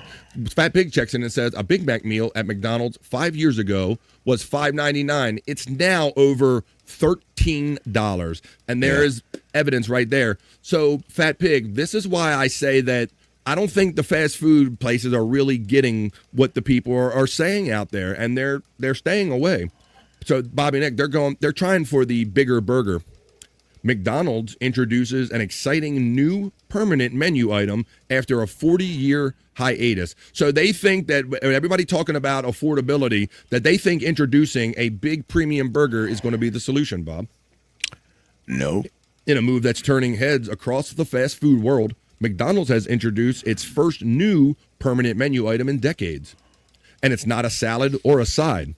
It's a bold, fully loaded burger called the Big Arch. And many families are already wondering if this is a sign of bigger changes ahead.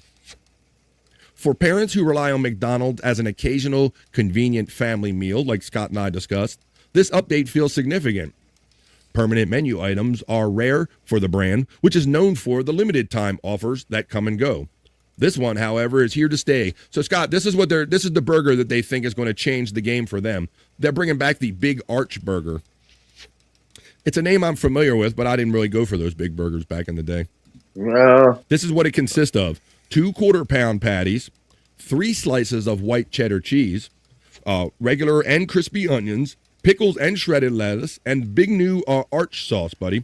So that they're going the whole, they're trying to compete with Five Guys in these bigger kind of boutique-y places. Yeah. It's currently available at the McDonald's headquarters restaurant in Randolph Street in Chicago. Whoa, look behind me. There's a McDonald's. Whoa. Where new items are often quietly introduced before a wider rollout. Fans are hopeful this limited U.S. debut means the burger is not limited, will be soon make its way to restaurants nationwide. So I just think, like I said, I really think that, I don't know, that fast food is really getting the message, Scott, because it's about affordability, right? Yeah. It's about convenience. It's not about a big boutique-y, I want a bigger burger that costs more money. That's the thing. Cheap and you want fast.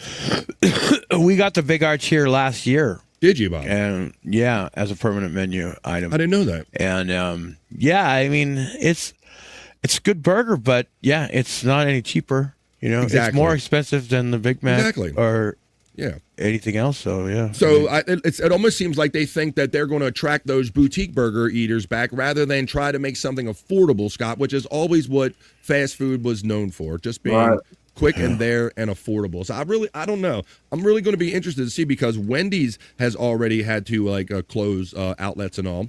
And you see more and more of these McDonald's changing. They're going to these boxes, Scott.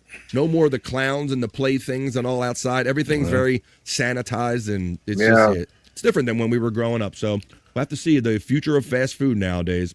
All right. Well, you've heard of a glory hole. I'm going to get Andrew's story on this. I'm going to get his attention on this story. Check this out, guys. In my next story in the other news, in the not so serious news, a Korean model wearing a cardboard box with holes for groping is charged with obscene exposure. Andrew, I'm going to show you. It was showing the picture. Let's hope the picture's still in the article.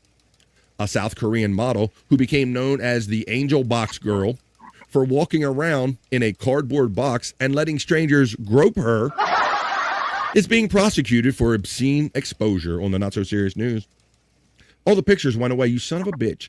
A few months ago, Ain, A-I-N, a self-proclaimed attention-seeking South Korean model, went viral for a risque stunt that made international headlines. Videos of the young woman wearing only a cardboard box, Andrew, with 4 holes for her arms and her legs and 2 more for groping went viral, making Ain one of the most popular topics on social media.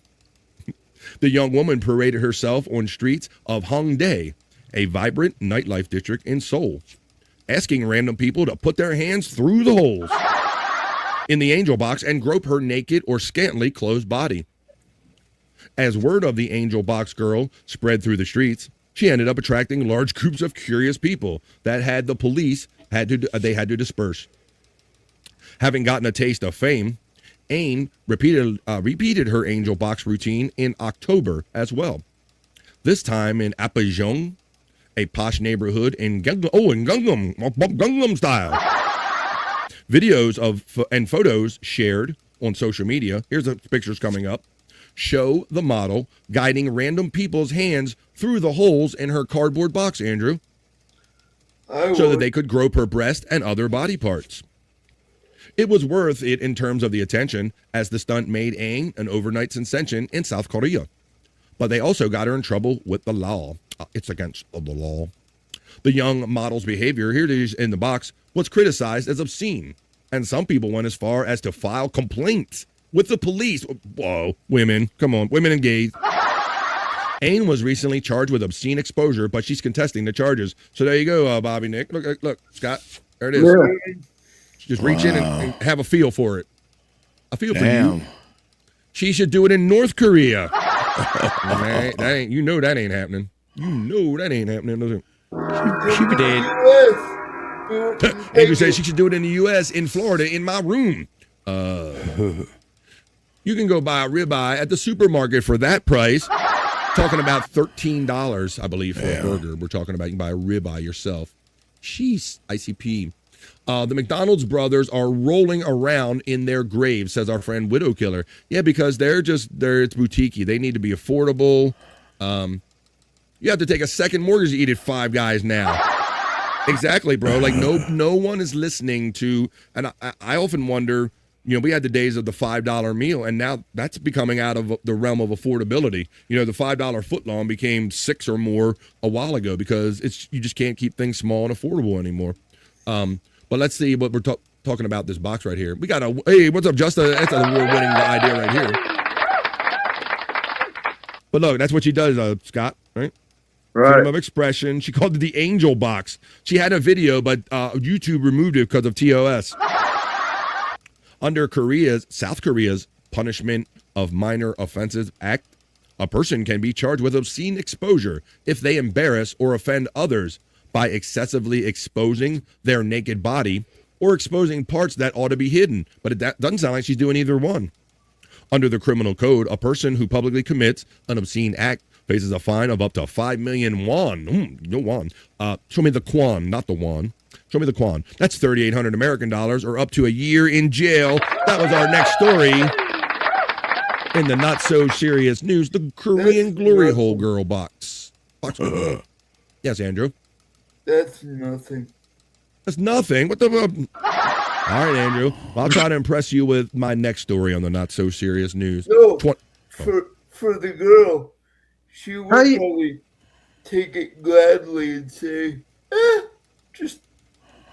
Yeah, she got the hits, Andrew. Go ahead, Scott. What'd you have to follow up on that? I was going to, because whatever it was, 5 million kwan or whatever. Mm-hmm. Yeah. I wonder how much that. I was just wondering how much. It was 3,800 American. 3,800. Yeah. If she got some money off of going viral, I don't know. Cheap labor isn't good, and good labor isn't cheap. That's a more you know from our friend the Fat Pig checking in. That's a business. That's coming out of a businessman's mouth right there. Yeah. Confucius say cheap labor isn't good, and a good labor isn't a cheap. All right, Andrew. Well, how about this, buddy? Now, dare I say that everybody on screen at one point in our lives, we had a flip phone when those were the phones. They were the coolest things back in the day, Scott. They were like Star Trek and shit. They were cool for a minute. Yeah. Right? But a Libyan businessman, he ordered some flip phones, Scott, but he did it 16 years ago. This Libyan businessman, my next story in the not so serious news, he receives a shipment of Nokia flip phones 16 years after ordering them, Scott. And I'm going to give you the background as to how this could have happened. It has to do with Libya being kind of torn up in a civil war right now. Libya has been torn apart by civil war for over 15 years, with even the most basic services disrupted to the point that they can become useless.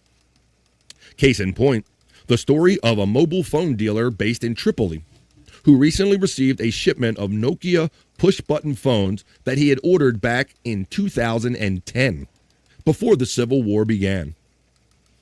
In a clip that has been doing the rounds on social media, the unnamed vendor can be seen unpacking the archaic mobile phones from a red plastic bag and asking rhetorically if the gadgets are phones or historical artifacts.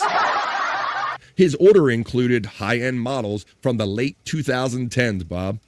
like communicator type of devices and stylish sliding handhelds, all of which are obsolete by today's standard. But you know, this actually might work out for this guy, Scott, because I've seen things trending with Paris Hilton and other influencers going back and using their old shit, bro. Yeah. And they're making old stuff trendy again. So this guy might luck out yet. But let's watch the video and listen to the humor. Have a good time. Me too. I hope you have a great time too, you sexy bitch. Let's watch this guy open up a shipment. He thought these were high-end, the highest level of technology 16 years ago. He ordered them in 2010, but because of war and delays, he didn't receive them until now, until the point they're obsolete. So let's watch him go through this 16-year late shipment. And the reactions are pretty funny. Let's watch this. Even though you can't even understand the language, you can kind of see what's going on here. And he's... Look. بتجي هي امتى؟ في 2010 شوي تعثرت الامور جابها بعد 16 Andrew, سنه. Interpret this. What's he saying? بعد 16 سنه جابها. His boys are laughing at him, Scott. So that's international. You can hear his boys clown on him. They're like, we got these other flippy phones. And no, I'm just assuming that's what he's saying. تشري حوش بالجيب. تو ياخذ مني 3 بربع. I'd be curious how much money he laid out for this and didn't get them. Yeah. Could have been cheap back in the day if they were top technology. انا معبي كان يجيب فيره. اسمع هو واحد. Return for, we don't accept refund. No, my friend. No, my friend. Just a guess. No refund. We have strict no refund policy. No return, no refund, no credit, no nothing. Get out of my store. لك زيادة هذا كان أنا معبيه راس مرة. حوس. ها؟ حوس. وين يا صاحبي؟ ام 95 تجي تقول لك يا كنت تشبح. Look, now he's going to take a picture, Scott. Check us out. I'll watch this part. What? Look. He's telling him, look, move in. See? So you can tell, man. Some things you don't need to understand the language. They just translate internationally right here. No, we don't return for a refund. No refunds accepted here on BF Light Divide. We don't do that. I think Jake Hudson still uses a flip phone. Holy shit. Well, I told you it's becoming trendy again. That's right, because I'm the hippiest, trendiest motherfucker. I got clowns up in Canada clowning on me and shit. Doing podcasts about me. I'm the superior podcaster. By the way, we're almost done with the other news, with the not-so-serious news, and then we're going to take a piss break and keep having fun right after that. Sizzle Chest, this is deep cut right here. Sizzle Chest says, I have a bag phone. I gave my bag phone to my older brother. I had the GE bag phone too back in the day, Scott. I got in that shit on early.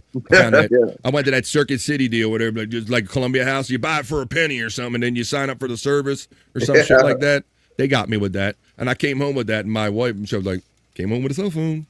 We got self-service now. She didn't even ask nothing. I just did it. It was dumb. I remember my dad had one for work, and I just thought he was so important because he got that bag phone, man. Hell yeah, bro! I used to work for a painter, and he got one mounted on the transmission block of it, in the hump in his truck. Yeah, and it looked like the coolest Star Trekiest thing. And come on, let me make a phone call. It was like 50 cents a minute. That time. I think I got hurt at work, and I could call my wife. 50 cents. I'm on the phone. But yeah, it was fun back in the day. A bag phone. That's a deep cut, Sizzle Chest. We appreciate you checking in on here. So you go back further than that. I want to, at 126, my dad, Widow Killer says, my dad had a bag phone before I was born. And my mom said he was so excited when he got it. Yeah, Widow Killer. Like I said, I caught one of those early on. So that was state-of-the-art technology back then. Not quite a flip phone back in those days.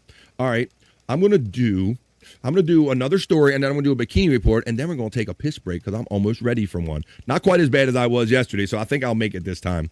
But I want to tell you a story about, we've all been or have heard about amusement parks where you must be this high to ride this ride. Well, I have a story about a height requirement, but not on a ride on the Not So Serious News. This story is actually about you have to be this tall to participate in the Super Bowl halftime show of Bad Bunny. This is my next story on the Not So Serious News. A height requirement for Super Bowl halftime show stuns Bad Bunny fans. Check this out. Shorties be big mad. A height requirement to be part of the Super Bowl 60 halftime show has some Bad Bunny fans wishing they were taller. I wish I was a little bit taller. I wish I was a baller. Screenshots of the field team application, which requires participants to be between 5'7" and 6 foot, have been making the rounds on social media, specifically TikTok in recent days. Well, Perry is well below 5'7", so he cannot go to the Super Bowl halftime show. Shut the fuck up. You are squat as fuck. Content creator Dre Montaigne was one of the many fans stunned by the height requirement. All short people, I'm sure, Scott, right? Right. Oh, and no tall people upset at this story.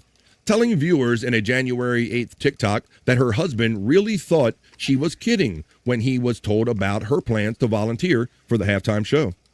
I mean, realistically, I probably wouldn't have been able to do it, but still, like 5'7", that's crazy, Montione says. Big Bunny fans were disappointed. Montione, like other fans, shared their reaction to the news, with some lamenting their shortcomings. See, I told you it's only short people that are upset about this. And others dubbing it a win for tall people. One fan shared a 21-second clip of herself preparing her application materials in real time, and another broke down the entire application process, which has since been closed. Backlit Support, which fielded applications on behalf of Super Bowl Productions, told USA Today in a January 12th statement that the height requirements will be very important for participation on this one and will be verified through the rehearsal process. You must be this tall to participate in the Super Bowl halftime show. What's our next story? Yes. What's a bad bunny? Exactly. Yeah. It's the opposite of a good bunny, Scott. I can't, gun to head. That's not a thing in Minecraft. I couldn't name a Bad Bunny song right now, Scott. So I'm with you there on that. And a lot of people were kvetching about who's the Bad Bunny? What did the halftime show? And Scott, I even proposed that we go back. Hell, maybe we should even do one. I'm thinking about doing a halftime show, a Super Bowl halftime show. I love the days when Beavis and Butthead and In Living Color and everybody said, hey, man, for this 12 minutes, come check out our halftime show. So maybe we'll have to do, that's somebody's got a flip phone going. No, it's my alarm. Maybe we'll have to do a BF Live The Vibe Super Bowl halftime show so we have some actual entertainment, Scott. Right, I don't know what a Bad Bunny is. Stop this malarkey, says Terry Nee, stepping into the vibe. Harry for president, says Juggle at Jan. Shut the fuck up. He don't want that pressure. He don't even want to sit on his ass and do a show. Shit, Beetlejuice like 7 feet and he can't go. Who me? Who? Me? Yes. Somebody drop down the song. Me? Yep. I ain't no fucking pussy. All right. Let's see. Stop this malarkey. Bring the malarkey, Terry Nee. We're doing the not so serious news. And I'm going to end this not so serious newscast the way I end every one, with a Bikini Report. Today's Bikini Report is about, if you guys heard, I don't know how many, it was about a few months ago or maybe a year ago, an Alaska Airlines plane had an issue where one of the doors just blew off of the jet. And I believe that the pilot had to struggle and landed it safely. Well, he ain't very happy about it. Apparently, he's going to have an issue. He's going to sue Alaska Airlines pilot, suing Boeing over this door blowing off the plane. For more on this, let's take you over to the Bikini Report. She'll tell you all about it. Like to hear it?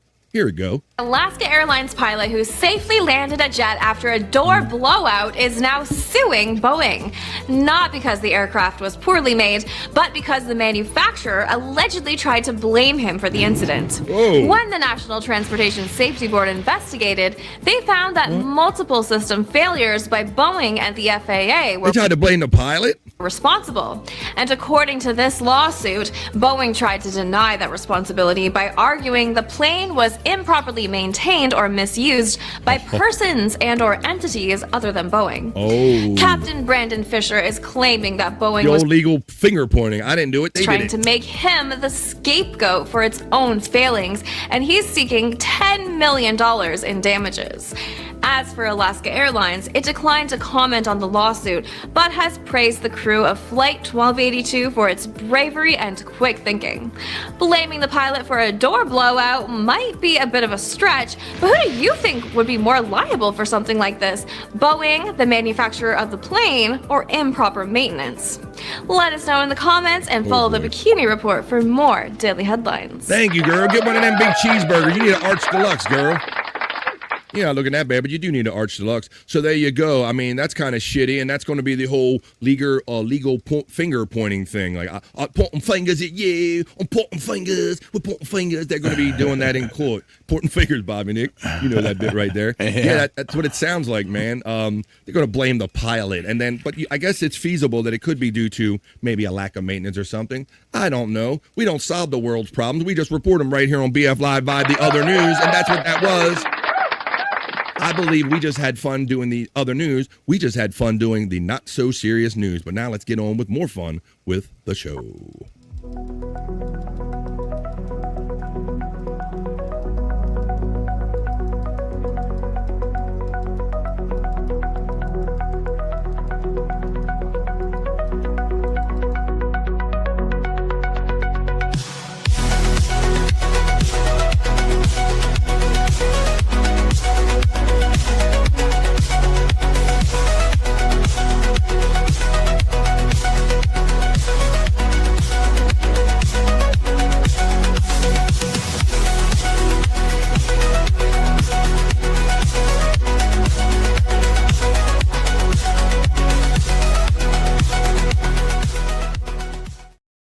100% self-produced, marijuana and coffee-induced is BF Live The Vibe, stream show 460, here every day, Monday through Friday. Hey, guys, could I ask you a little favor? If you're watching and or listening to BF Live The Vibe right now, could you make sure that you hit that thumbs up and like button on your way in and out? And I would appreciate any memberships or super chats you want to provide me here on BF Live The Vibe. I love providing 3 hours of live content. And we are halfway through 3 hours of live content on this particular day on BF Live The Vibe. It's Thursday. Scott's already on the run because he knows it's that time, folks. We're going to take a brief 2.5-minute piss break. This is an opportunity for everybody to stretch, get that blood circulating, let the blood flow back in your race streaks. Grab to the fridge, go to the fridge, grab a drink, grab a smoke, grab a snack, grab a friend and tell them that the party is happening in the midday. If you're at work and you're not having fun, if you're having a bad day, just come hang out on BF Live The Vibe with the chat family. And when we come back, we're going to go down into Scott's hole and watch some of his favorite LOL cows, some low cows right there. We can check the National Day calendar. We got time. I got What the Fuck Is This? I got Juicy Man Meat. I will hit the Juicy Man Meat and the Bricked Up the Sexy segments on a Thursday. Scott's Hole, Perry Talk, Perry Vault. I got lots of fun written down, but we're not going to get to any of it until I run this brief 2.5-minute piss break, folks. So grab what you need, ready, set, go, and be back for Mo right after a 2.5-minute piss break right after this. More vibe. Come on.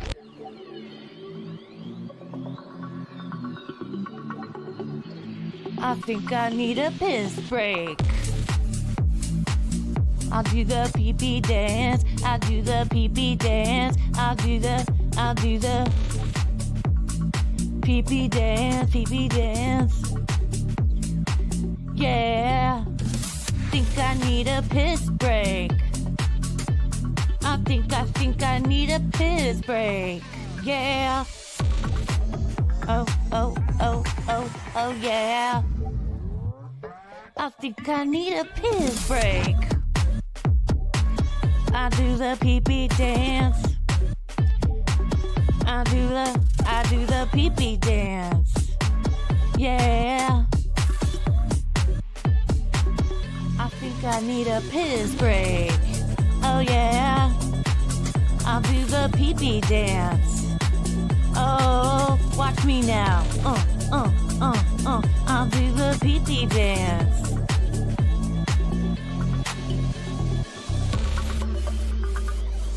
Come on, give it to me, that pee-pee break. DJ, hook it up. Drop that beat. Yeah. I'll do the pee-pee dance. I think I need a piss break. I think I need a piss break. Yeah. Watch me now.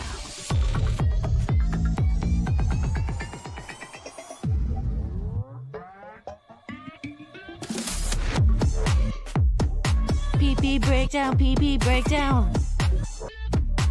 Break it down, pee-pee, yeah.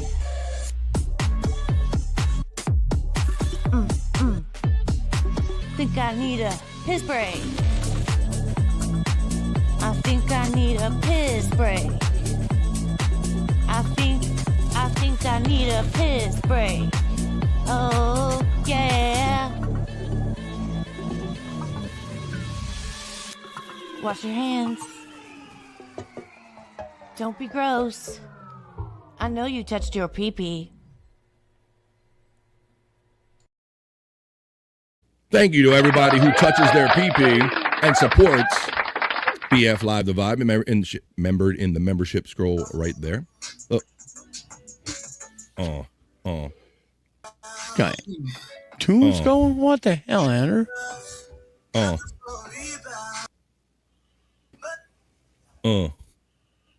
Who's playing the music, Andrew? Who's Andrew? All right. We're back for the second half of BF Live, The Vibe. We talk about, I say it every day, you know, AI, it's here to stay, man. And I got another creepy example of that, Bobby Nick. Matter of fact, you know, Andrew's backstage, and I see what he's up to. You know, he has another channel, another page over there on Twitter X we found by accident that time. Oh, God. That horny wheelchair guy. Well, yep, I remember that. And well, he's always over there talking to these girls and these women that have extra body parts or something there, Andrew. I mean, Bobby Nick. Yep. I found some video of some people. This is who he's actually talking to. I mean, where the fuck should I really even start? I got hoes that I'm keeping in the dark. I got my niggas cross the street living large. Thinking back to the fact that they dead on my rap with you, Andrew, online? With the bars. I got two Yes, hoes that need a charge. Yeah, they twins, I can tell they ass apart. I got He's got all these girls with extra body parts he's dealing with online. coming on the way. I got big stacks coming out the save. Got Lil Max with me, hit away. It's a big gap between us and the That is scary as shit, bro. So see, Andrew, so I mean, no, she's hot, she's real, I sold her. She's real to me, damn it. Fuck, should I really even start? I got hoes that I'm Matt checks in. What's up, Matt? Thinking back to the fact that they dead, thought my raps were the facts, so they sat with the bars. I got two phones, one need a charge. Yeah, they twins, I can tell they ass apart. I got big packs coming on the way. I got big stacks coming out the All right, there's Andrew's girls. We covered that. There you go. So you see, Andrew, you got a... You learning? Oh, good. He said, oh, good. Now he's contemplating everybody he's ever talked to, Scott, and showed a body part. Oh, good. He's like, oh, God. George Michael is rolling around in his grave. He certainly is. He's like, Andrew, what the fuck did you do? Andrew. Let's see. He is rolling around in his grave, Andrew. Yeah. So you got to watch them chicks with dicks, Andrew. We've tried to tell Andrew for years all about this. All right, well, all right, here. Why don't we do this? Let me find the next thing I was going to show you here on the bottom. Let me cue it up. I'm going to go back and play. Find it real quick. Where are these? There we go. I want to finish up. If I can remember what. Let's see that one. I want to finish up the top failed products of the 1990s video that we were watching.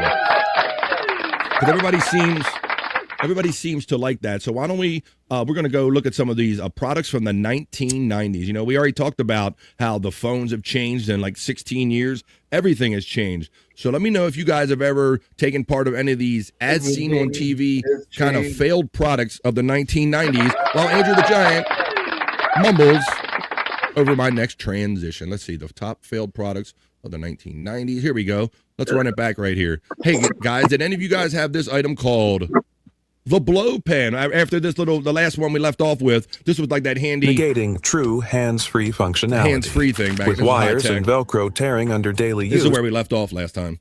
The gadget vanished almost as quickly as it arrived.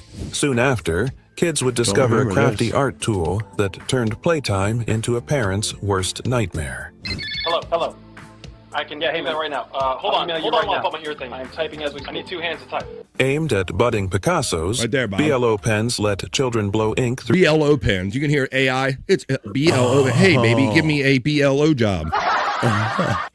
If somebody asks you for a BLO job, Andrew, it means it's AI. It's not really a woman, you understand? BLO job. My kids had these. You blew through these pens, and that's how you got the ink out. Through an airbrush-style wand. What were they really teaching them, though, Bobby Nick? Yeah. Does it come with a stripper pole on the side, too? I mean, onto stencils. Advertisements teach them to be like, this is the Perry Caravello Randy starter kit. Shut the fuck up. Oh.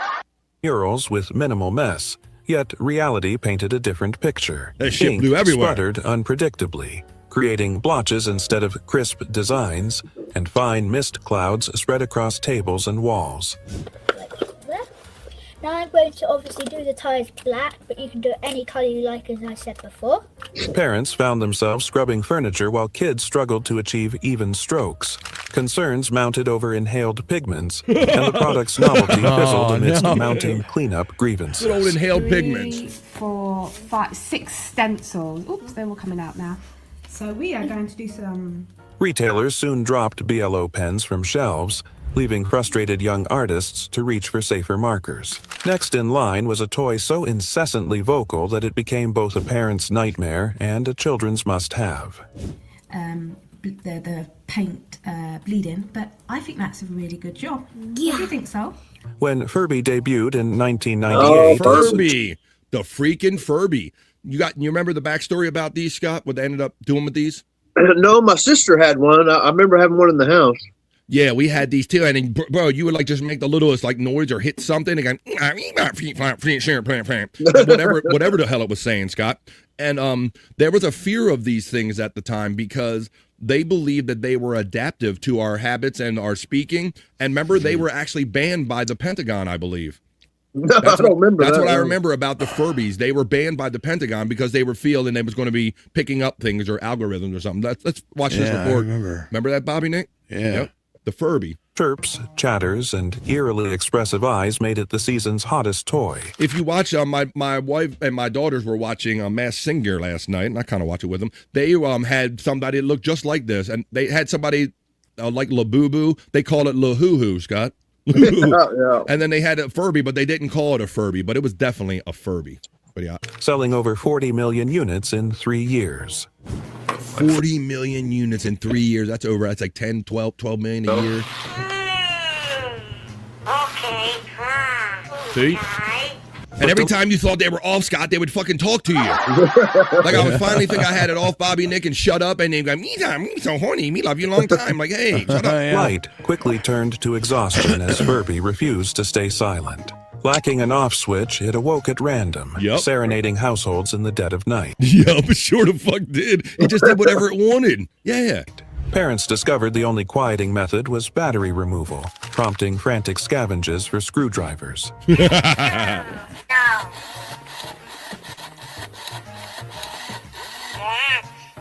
Though beloved by children, the constant babble and nocturnal awakenings earned Furbies a spot on many parents' and then they got to put the electronic eyes on it eventually. Worst toys lists.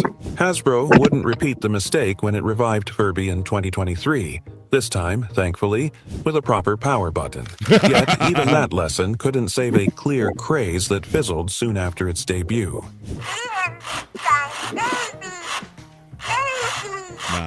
They like straight out of a horror film. Coors introduced Zima. Oh, we're going to talk about this. But yeah, those Furbies were straight out of a horror film, bro. I don't know what the purpose or use of those things were, but somebody got paid. 40 million of them in 3 years. Zima. Who remembers freaking Zima? Oh my God. Zima challenges and all this stuff. The refreshing citrus beverage that was Zima with 5% alcohol. Let's where's my Zima heads out there? 1990. I do remember this. I definitely don't think I ever had Bobby one. Nick. I sipped one of them and I couldn't get through it, Scott. Yeah, I remember him. I remember. It gave me clear Pepsi vibes. This was like, I remember I wouldn't purchase one or anything, but I did have that friend that wasn't quite the drinker, and they bought them, Scott. And I remember taking a sip out of theirs, and it was just like some kind of clear whatever. It was 3 as a clear malt beverage. See, Zima and Jolly Ranchers. Now that's a party head right there. Zima gave crazy heartburn, according to Sizzle Chest. Stripping color and much of the beer's bite before adding lemon. Oh, and there's them other posters that we talked about where you're supposed to see something. I never saw a damn thing in them, Scott. Nope, I didn't either. Space Nerd, of course, being a nerd, she was in here a couple weeks ago saying that she absolutely saw images in them, but I didn't see one, Scott. No. So I used to go stare at the things in Spencer's and stare and squint my eyes and smoke weed, not smoke weed. More light, less light, Bobby Nick. I never seen a boat or anything jump out of any of these pictures. Bunch of bullshit. Bunch of people selling a bunch of blotches, fooling mofos, Scott. Flavor. Zima with grenadine. You licked the floor. Sounds like what's going on at Perry's house. Shut the fuck up. These guys doing licking floors. Its see-through appearance tapped the 90s fascination with crystal-clear sodas, and initial consumer trial was off the charts. 7 in 10 Americans gave it a swig. Yet, the novelty wore thin as drinkers described it as beer's bland cousin with a citrus twist. Sales plummeted within a few years, and Zima was discontinued in the U.S. by 2008. Despite its flop, many credit Zima for paving the way to today's booming hard seltzer market. It was one of those intro drugs. Yeah, it's a what is that? It's a gateway drug to being gay. Failure can leave a lasting legacy. Zima. When this was all the rage in the 90s, I was not old enough to partake. At first blush, Beanie Babies now looked... Beanie Babies. Now, dare I say that most of us... my fucking Lord, Beanie Babies, goddamn. I'm in my basement studio, and I wouldn't have to reach too far on a toy shelf to probably find us a Beanie Baby, Scott.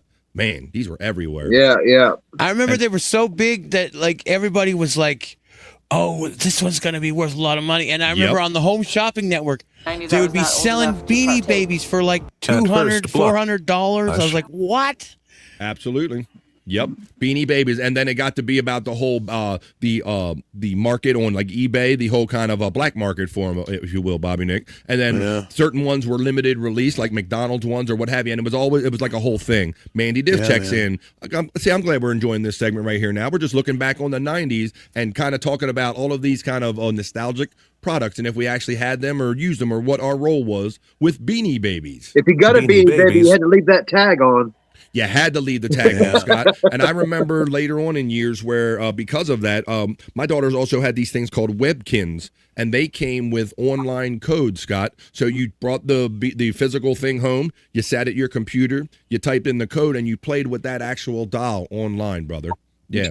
So they kind of came up in the middle of all of this. So here we go. Let's watch who remembers laughter and Beanie Babies on the top 90s failed products is what we're doing right here on The Vibe. Looked like harmless plush companions, tiny, collectible, and adorably stitched. But behind the cuddly facade lurked a masterclass in artificial scarcity. And they all claim to know that theirs, whether it be PVC or PE, was the first. Ty Warner, the brand's eccentric creator, would abruptly retire designs on a whim, turning humble hippos and bears into overnight legends. And I think, Scott, you ever see these new bobbleheads they have out now with the like little exaggerated fat heads and they're real squat? They're called Pops. Yeah. Right. They're making the same mistake, Scott, because they like oversaturated the market. You can literally get a pop about practically anything in popular culture, buddy. Right. We did a story here on BF Live, The Vibe, probably last year, that they overproduced those Funko Pops so much, those Funkos, that they had a big warehouse filled with them. They couldn't move them fast enough, Scott. They were actually paying more money to store them, millions of dollars, than they were actually making on them at one point. And much like the ET, the debacle with the ET Atari thing, where they had to put them in it was actually landfill. They put them in a landfill, Scott, because it was cheaper to throw them away than to pay to retain them for millions of dollars a year in a warehouse, buddy. So I think they kind of went the same route. Tire designs on a whim. Go ahead. Turning. I seen a documentary where they went and tried to dig. I think they were successful. They dug up those old Atari. That was amazing, Scott. Yes, for those of you who are going to keep it up loosely on what Scott and I are talking about, there was a debacle back in the early 80s of the failed ET video game for the Atari 2600 video game system, right, Scott? And it was like everybody expected, because of outer space and Steven Spielberg, they expected this great, elaborate, the best game you ever saw on Atari. And it turned out just being the best that they could do. Now, Scott, I remember like knowing friends and getting through it and learning how to stand my neck and get out the hole and all that shit. I didn't think it was such a terrible game, but it was largely, considered a terrible game. And like Scott says, they had so many of them because people disliked it so much that Atari dumped them in a landfill in California. And what was it, decades later, Scott, some kids that kind of learned about this legend went to the spot they thought that they could find them, and they actually found in landfill dirt after decades those ET cartridges. Yep. So there you go. That's a good pool there, Scott. Here, let's continue on with this tie thing, though. Humble hippos and bears into overnight legends. And you see they use the small font here. And the tag you'll see is a slightly smaller, has a little bit of a different shape to it. See, and then everybody gets into geeking. Now, mine really because the type was like this, you know, all that stupid shit, you know. Prices soared on the secondary market, and unprepared speculators found themselves holding ocean-going whales no one wanted. By 1999, Warner pulled the plug on the entire line. No warning, no fanfare, leaving armies of wrappers and trading cards with plummeting worth. Tax evasion charges in 2013 briefly thrust him back into headlines, but the beanie bubble never quite rebounded. And yet, lurking in the toy chest is another 90s icon whose downfall is even more astonishing. So I brought in some of the Beanie Babies that I thought were the most rare in my collection, and this company knew. Once upon a time, the internet was shit. So there you go, Beanie Babies. Now, Bobby Nick, we're turning to internet searches. I remember this one too. Ask Jeeves. Ask Jeeves was very much among the very first kind of more personalized, an effort to personalize search engines, right, Bob? Mm-hmm. Because the internet was kind of all over the place. You had AOL, you had Prodigy, all different stuff, and you didn't. Google search was not a thing yet. It was Ask Jeeves back in the 90s. A formal affair, and who better to guide you than a besuited gentleman named Jeeves? Launched in 1996, Ask Jeeves promised to answer your queries in plain English, sparing you the tyranny of keywords. Hope that helps you understand Ask Jeeves. I'm Bridge Stewart, and this is Every Single Thing Explained. Its digital butler mascot strode alongside users through early web labyrinths, even floating over Manhattan in Thanksgiving Day parade balloons. But as algorithms advanced, Jeeves's literal interpretations and clunky processing left it gasping. Ask Jeeves, the question-answering search engine began trading today on the NASDAQ just a short while ago. Google's sleek simplicity and superior relevancy rendered natural language searches passé. By the mid-2000s, Jeeves was jettisoned. The site rebranded Ask.com, and the valet vanished into internet lore. Proof that even polite manners can't save you from ruthless competition. Improve their ability to interact with their customers on their websites. So we're paid by companies to develop a service. In 1995, Kodak unleashed the DC-40, a groundbreaking digital camera promising instant snapshots without film. At a hefty $1,000 price tag, Damn. Me and Scott got on the same damn. Instant snapshots without film. At a hefty... Considering that you can do that, are the power of the camera on our phone that we currently have in our pocket is probably more than this one, Scott. Yeah. And they tried to charge $1,000 for this. But, you know, this is another thing I understand from going on social media that's coming back in trend, Scott. You know, that we know everything old is new again, whether it be vinyl records, CDs, and now it's flip phones and digital cameras, Bobby Nick. So I'm starting to see this also trend. People looking for these and BlackBerry items online, but $1,000 digital camera. $1,000 price tag, it sported 1.3 megapixels. A novelty at the time. Yet, 1.3 megapixels, Bob. The world wasn't ready. I've taken it apart, cleaned up all of the residue that was left in the lens, and I think we're pretty much good to go. Slow data transfer, grainy images, and tiny LCD previews disappointed photographers accustomed to the crisp reliability of 35mm. Compact flash cards aren't that hard to get in.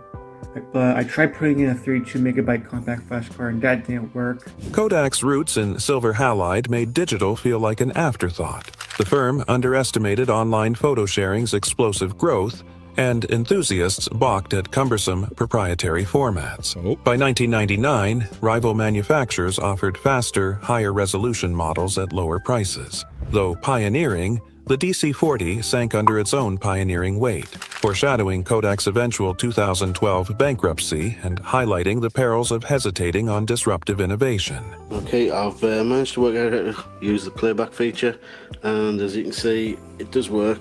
Imagine donning a latex rubber mask that zapped your face with mild electric currents. Released in 1999. They still have stuff like this now to this day, Bobby Nick. I've seen them for your head. They got them on Amazon where you can zap your head, and they got these for your face too. So this is still around in some form. It claimed to tone muscles and smooth wrinkles by sending gentle pulses across your skin. What is that? That's a dude, not a woman. In practice, users reported twitching, tingling, and outright discomfort. Dermatologists warned of uneven muscle contraction and potential burns, while cosmetologists balked at its unproven efficacy. Yet more to go. Oh, God. The accompanying therapy sessions resembled a sci-fi torture device. We got 2 minutes more left than on a this. We're spa gonna finish this up. treatment. Despite glossy infomercials and We'll take us right up celebrity to 2 o'clock. endorsements, consumer enthusiasm fizzled. Few wanted to shock their way to beauty. Sales evaporated as safer, non-invasive alternatives emerged, consigning the Rejuvenique to late-night bargain bins and internet auctions where kitschy gadgets go to die. I didn't sign up for electrical tooth massage. That's just not what I signed up for here. At the turn of the millennium, QCat promised to revolutionize how we accessed websites. Whoa, QCat, whoa. Simply scan a barcode printed in magazines Oh, or just on a barcode products, reader, Bob. and voila, Okay. you'd be whisked to a URL. Create virtual shopping carts so you can take advantage of the Now online we point our cameras at interpretive QR codes. automatic delivery grocery. You don't need The a separate handheld, device. cat-shaped reader even glowed green Wow, when the active. lens, Cuddy. Cute, right? Unfortunately, the vision ignored real-world habits. Shoppers didn't carry barcode guns on coffee breaks. Got one. And publishers Bought bought the at embedding t-shirt, says slugs Terry that Nee. cluttered layouts. Been there, done that. Bought the Installation t-shirt. woes, privacy concerns after user data leaks, and the rise of smartphones with built-in browsers sealed its fate. However, by the year 2000, search engines were more effective, they were quicker, they were better. Within 2 years, the company folded, and millions of glorified scanners, found themselves obsolete curiosities.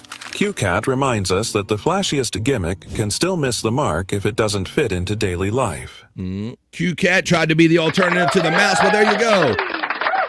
We've done that over a series of shows, and it seems like we enjoy it every time. Looking back at those wild products, Bobby Nick, it was state of the art back then, right? Yeah, for real. And it always makes me kind of wonder, like, what am I holding today that we're gonna laugh at tomorrow? You know, it's gonna be something. We always think that we're living in the most like trendy, up to date moment, Scott. Like even in the '80s when we had calculators and shit, we're like, man, we're on top of it. We're on shit. And then that stuff becomes old in a decade or so. Gimme Beso says, I still have a Sony Mavaka 0.33 megapixel. I bought it for in 2000 for $660. It used a 3.5-inch old school square floppies, and it kept 32 pictures. And now all of the things, a couple of those last items that we covered here on the top 1990s failed products are basically on our phone, whether it be we scan QR codes now, we take pictures, and we do everything on our phones. That was the top 1990s failed products. Thanks for everybody for chiming in during that segment right here. But I'm not done having fun. It's 2 o'clock. That means we have at least 1 hour of fun that we're going to have right here before I even get to my night show tonight. I'm so looking forward to hanging out with you guys tonight on Replayables later on tonight. That'll be at 8:45 Eastern time on the 100 Proof Podcasting channel with Chris Abels. We drink, smoke, laugh, and joke, and we spin a wheel. Chris fucking Abel? Yeah, that guy. We're going to do it later on tonight. We're going to go over to Rumble after the first half hour, and we'll play some of those edgy videos we can't or shouldn't play on YouTube, and I'll throw a couple tunes in. So join me tonight at 8:45 East. I sold a black and white scanner in the 80s for $5,000. Holy crap. And Bobby Nick, I had like one of the first scanners I bought was like a flat top, bro. And yeah, I think it did color too. But man, was it slow, and it just like the whole time, bro. You could hear like every bit of the scanning going on, bro. It was like Really? slow. But it was so neat back then because you could take something physical and digitize it, man. You know, and that just wasn't something that was happening on the regular back in those early days. I didn't have a scanner until the like 3-in-1 or so. Yeah, whatever right, where it came comes out. with the copier and all that stuff. Yeah. Yeah, I attempted to buy one of those early standalone scanners, Bob, where that's all it did. It was just a flat top. You just laid shit on it and it scanned, but it was slow, boy. But it was neat. I don't have a clue what you guys are talking about. Oh, really, gee, Scott? well, you know, because you can scan, like when we scan a digital photo, Scott, when it's a physical and you lay it on like a copier, basically. Yeah. Okay, copy But machine. But instead of printing it on a piece of paper for you, it makes It'll it make a digital file yeah. on your computer. Okay. So same difference. It's just how you get Okay. the inflammation in there. So yeah, we had those back in the day. I love talking about stuff like this with my friends. Chat family, BF Live The Vibe stream show 460. Would you please hit like, share, and subscribe wherever you're joining BF Live The Vibe? And I wouldn't mind if you threw a super chat or a membership my way. But I want to go in Scott's hole right now. He's sitting out there with the real life in nature Beastie Boys. What you want? I want to go in Scott's hole with Bro Dog. That's where we're heading now. So grab your bowls if you got them, and let's go down into Scott's hole.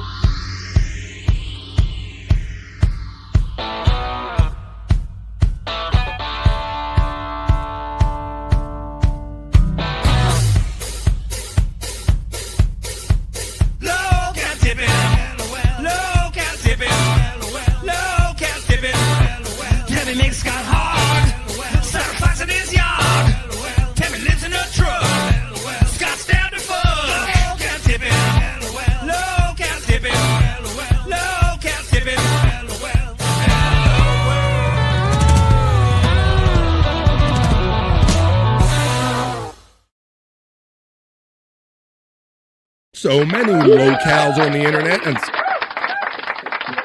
and Scott loves so many of them. And Scott, I might have something for you because now I learned it from watching you. I have stuff like Josh Block coming up in my feed there, Scott. So I'm coughing over here. So I'm going to show you a video that just came up on my feed that hopefully surprises you and you enjoy. Scott's already getting a head start on me, everybody. You hear him smoking? I made him blow that hit out, so that was funny. Oh, there we go. There we do. Let's get it. Oh, yeah, I got him. He's coughing to get off. I'm jealous, and I got to catch up. So let's do what we do down in Scott's hole. We watch our favorite locale videos, Scott's favorite locales, and we smoke a bowl down in Scott's hole. Down in Scott's hole. Smoking a bowl. Down in Scott's hole. Smoking a bowl. Oh, those in my pocket. She likes to fly, but Tammy's ways have been denied. God. Scott's hole is what we do. You heard the instructions. Down in the hole, smoking a bowl, watching videos. Scott, so I started out with that that was like a 5-minute, man, that is a quite elaborate video of the whole Cyrax teeth thing. Would you like me to cover any more of that? Is there anything you wanted to get out of that video? No, I mean, Bobby Nick can maybe watch on his own time, just a little bit of cautionary tales about what bad teeth, what other kind of medical problems they can actually kind of cause you. Yikes.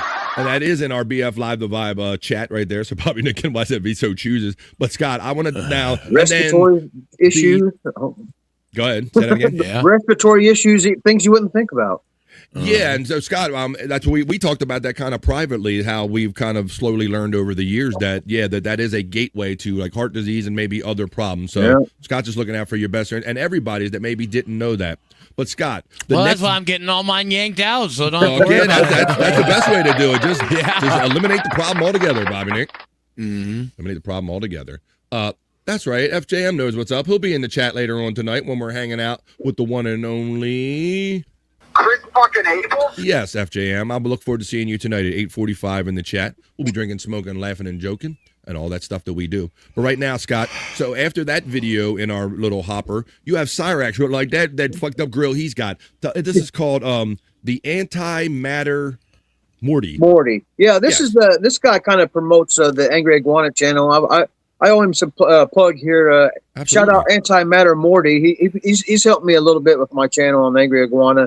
But he's landed on Cyrax's radar now for talking shit, you know. And this gives you a close-up of Cyrax's grill. Yeah, but I'm sure, Scott, I didn't even watch this, but I have a feeling this is going to be a wrestling promo kind of mode kind of thing here. Well, not so much, really. Well, what it was is I was watching Anti Morty live, and Cyrax ended up coming in the chat. But Morty was watching an old tape of Cyrax, and he's making these clicking noises. And Morty was just talking about how much he hates those clicking noises. So then Cyrax went live, and this was his message to Morty. Wow, this is almost like the Jake and Bobby thing. Rather than responding with an AI song, I'll come at you for real. Let's see what Cyrax has to say about Antimatter Morty responding about Cyrax. Here we go. Let's go. In Scott's hole. Oh, and by the way, to Antimatter Morty, I'd say to you is one thing, buddy. Look at that grill. I know you hate that, so. What in the actual Scott, I'll do my favorite part of the show. Tell everybody how old this gentleman is. Yeah, that's a newly 35-year-old man. Happy 35th birthday, Cyrax up there. Oh, Jesus Christ. How in the hell? That's the Jeff the Drunk kid. Hey, baby. Yeah. He did that thing all the time. Howard. All right. And see, if you could only see these preview pictures that I see him coming up in my coming up pretty much like this. I'm going to show you right here, Scott. This one is called, which it does sound like, Scott, this one is called Cyrax Echo Location. Tell everybody about this. Yeah. Set this up. On this one, I took those clicking sounds. I just kind of with an edited, kind of messed around with the volume, and it sounds like he's calling in bats or something, echolocation or something. Uh-oh. He's calling in the troops. So is Cyrax, according to Scott in Scott's whole segment. Scott's favorite locales right here on the Vibe. It's Cyrax calling in the animals. Holy shit! That is how I call my dog. Oh, it's a bat. Look. Got bats, got horses. Look at that grill. Damn. Look at holy look at that. I thought my teeth were bad. Jesus Christ. Bob and Nick, see, aren't you feeling better? Aren't you feeling better? Just like FJM, the health feels better when he hears just Bart. You can feel better about your teeth. Here you go. He's making predator sounds. Got do the job. Cyrax is chasing us. Got do the job. It's Cyrax. All right, it's enough of that for Christ's sake. All right, well, why don't we do the next? We got, let's see. So we are gonna end up with King Cobra. Shout out King Cobra, rest in peace. But it is that time. Why don't we smoke one more? Now we're down in Scott's Hole. It is what we do. We're down in Scott's Hole. We have a song. It has instructions. Follow them now. Down in Scott's Hole, smoking a bowl. Down in Scott's Hole, smoking a bowl. She likes to fly, but Tammy's wings have been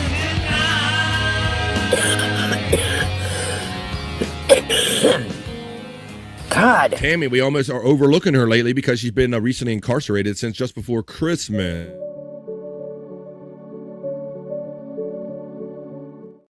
Any word on Tammy lately there, Scott? No, I think if I remember, I can't remember the exact day, but I think she goes back to court on the 26th.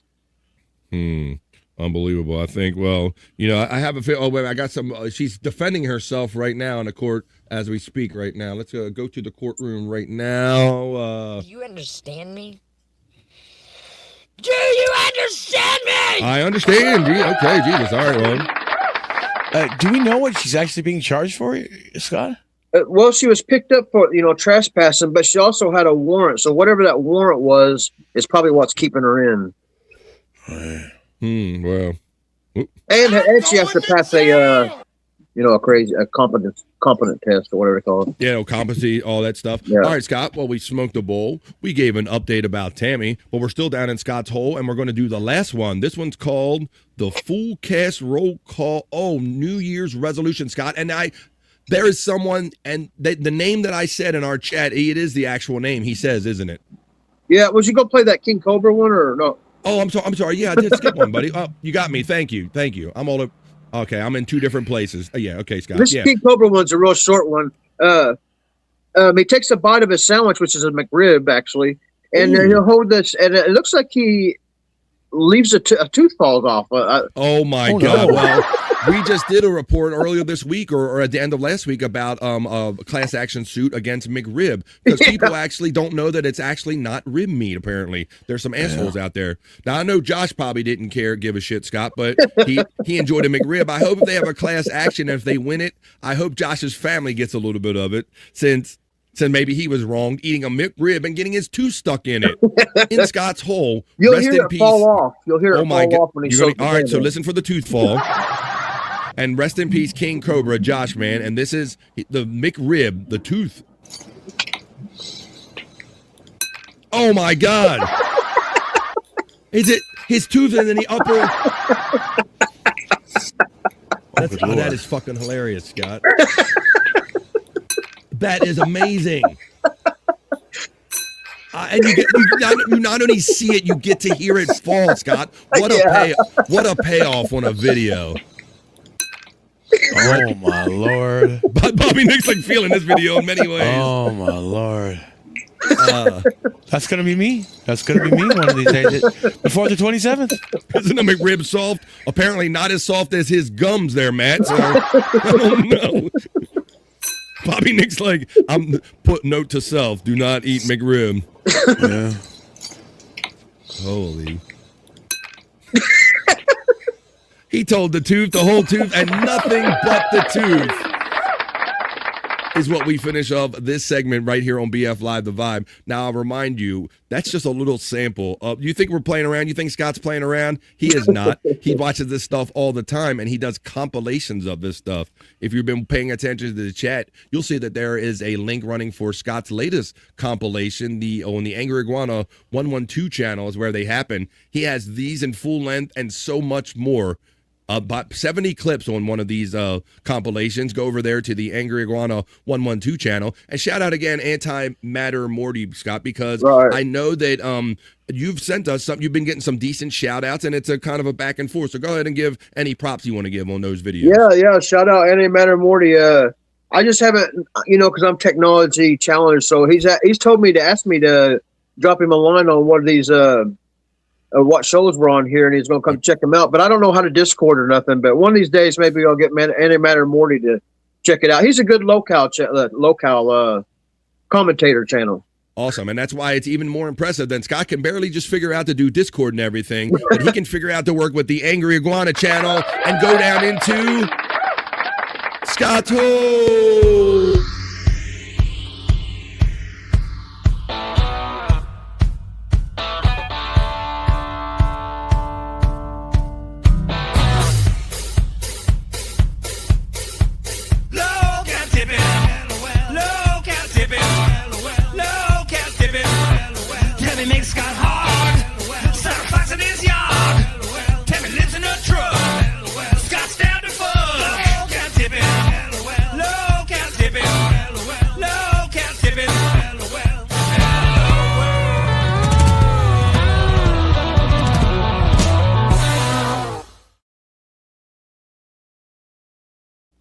Terry Nee.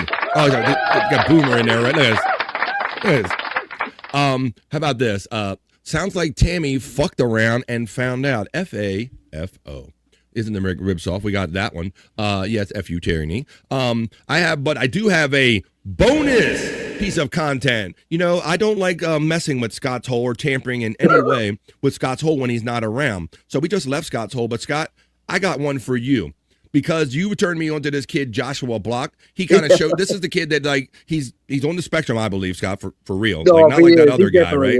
He definitely is. And he drinks, and it doesn't go well together. Ooh, on the spectrum and drinking it's a 1-2 combo. And I guess that's why he lunges out at people and attacks them, like he's going to do in this video, Scott.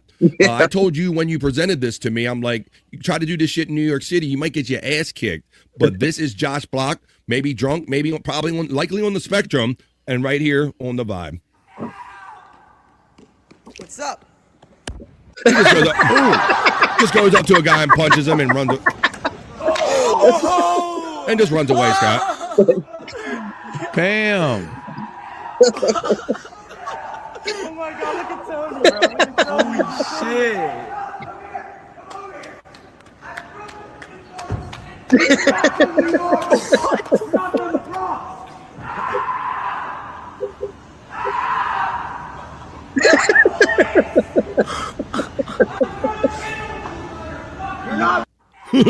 That's for you, buddy. Had you seen that one? No, I ain't seen that. It's funny. You ain't seen that one? That was a fun one right there. Yeah, that came up on my YouTube, and on my Twitter, and I'm like, I gotta bring that over here for Scott's hole. I gotta show my buddy Scott that. So he spits on people, just hits them, kicks them, bites them.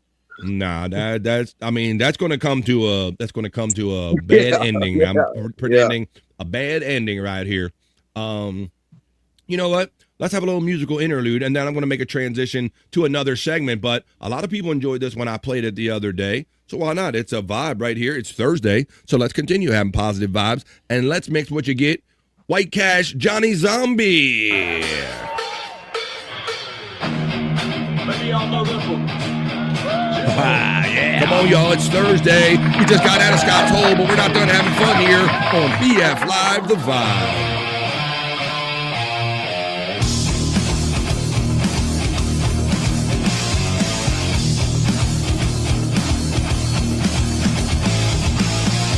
I hear that train a-coming, it's rolling around the bend.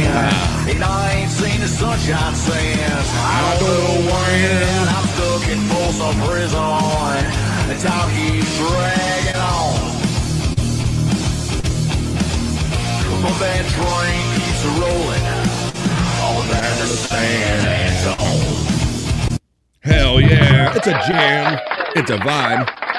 It's BF Live, the Vibe Stream Show 460, and it's Thursday. Please hook a brother up with that like, share, subscribe. I really appreciate it. I know you love me, but let all these algorithms know you love me. And you know what else I love?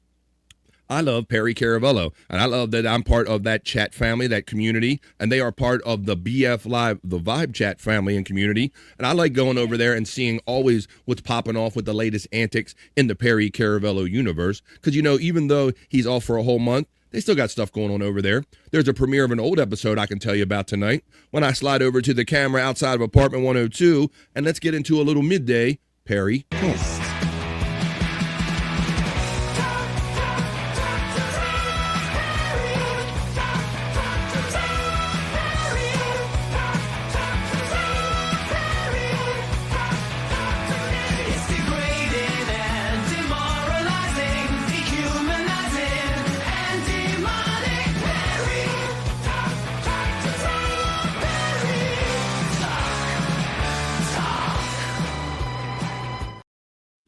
Perry Talk and Perry Vault we're going to do. We're going to do the combo today because there's a couple things that are available over there on Twitter X on Perry Caravello Live.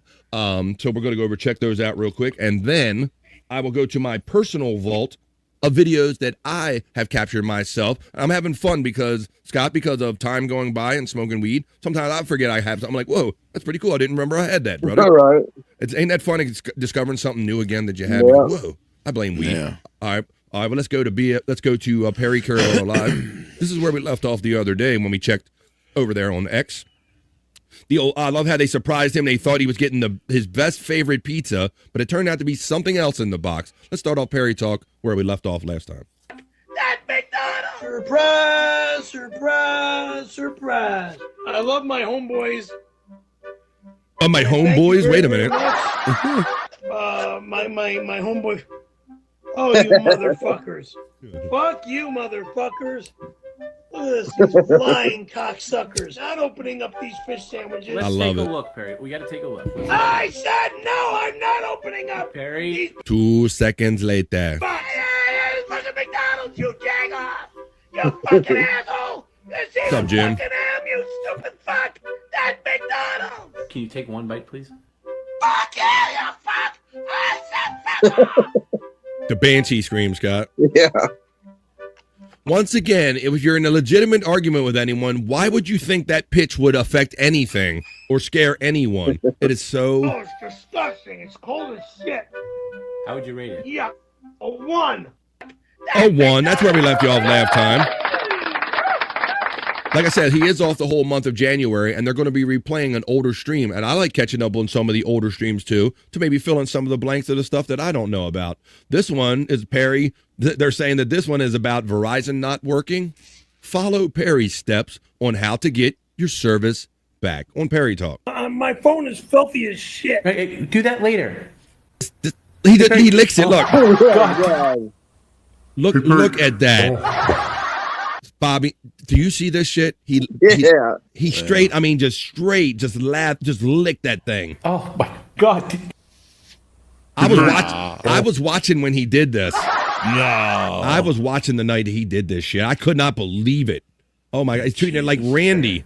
Yeah. Oh, fuck off. Oh my God. Hey, Perry. Now, we got to compare this to Jake sucking the poo finger or him licking the phone. Randy was probably his wallpaper. It was Randy? Is that what it On was? his phone, yeah. On his phone, probably. After saying it was filthy. Okay. It was so filthy that he couldn't get it to work right, Bobby Nick. So his solution for all of that filth, it takes something to be pretty dirty before your phone don't work. And then that's something so thick on there, he just licks it off his phone. It's like licking a pussy. Oh, Jesus. I have no words. You haven't, how would you know? If he was like a dirty phone, he would put a dick in his mouth for sure. Oh, there you go. Shut the fuck up. I think Bobby Nick is onto something there. All right.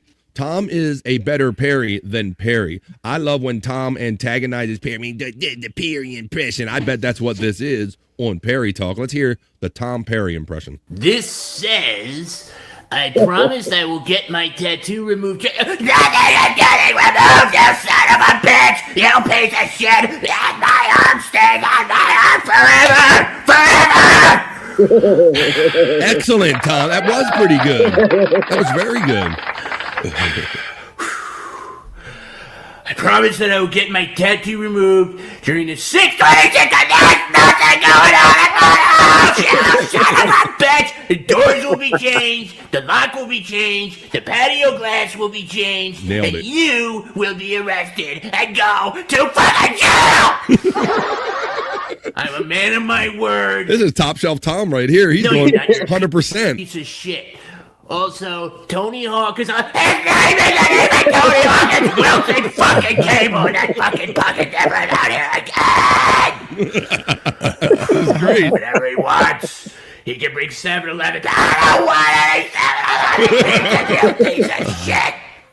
Every little thing he says, he does that hate with. Reve, fucker! Reve actually is a fucking whore. Reve, I will agree with you, is a dirty, dirty tramp, and you're right about that. Reve is a piece of garbage. Reve is a tramp. She's a loser. She's a user, and I agree with you. I'd never want Reve in my life a dang good day. About my Las Vegas friend, Reve Nichols. I was also watching that day. That was, oh my God, that was great, Scott, wasn't it?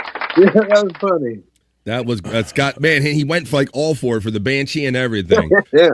That's why you never know what's going to happen. Now, tonight, if you guys want to just catch up and fill in the blanks, I fall asleep during some of these. They watch live tonight, the live premiere of Made in Bangladesh stream.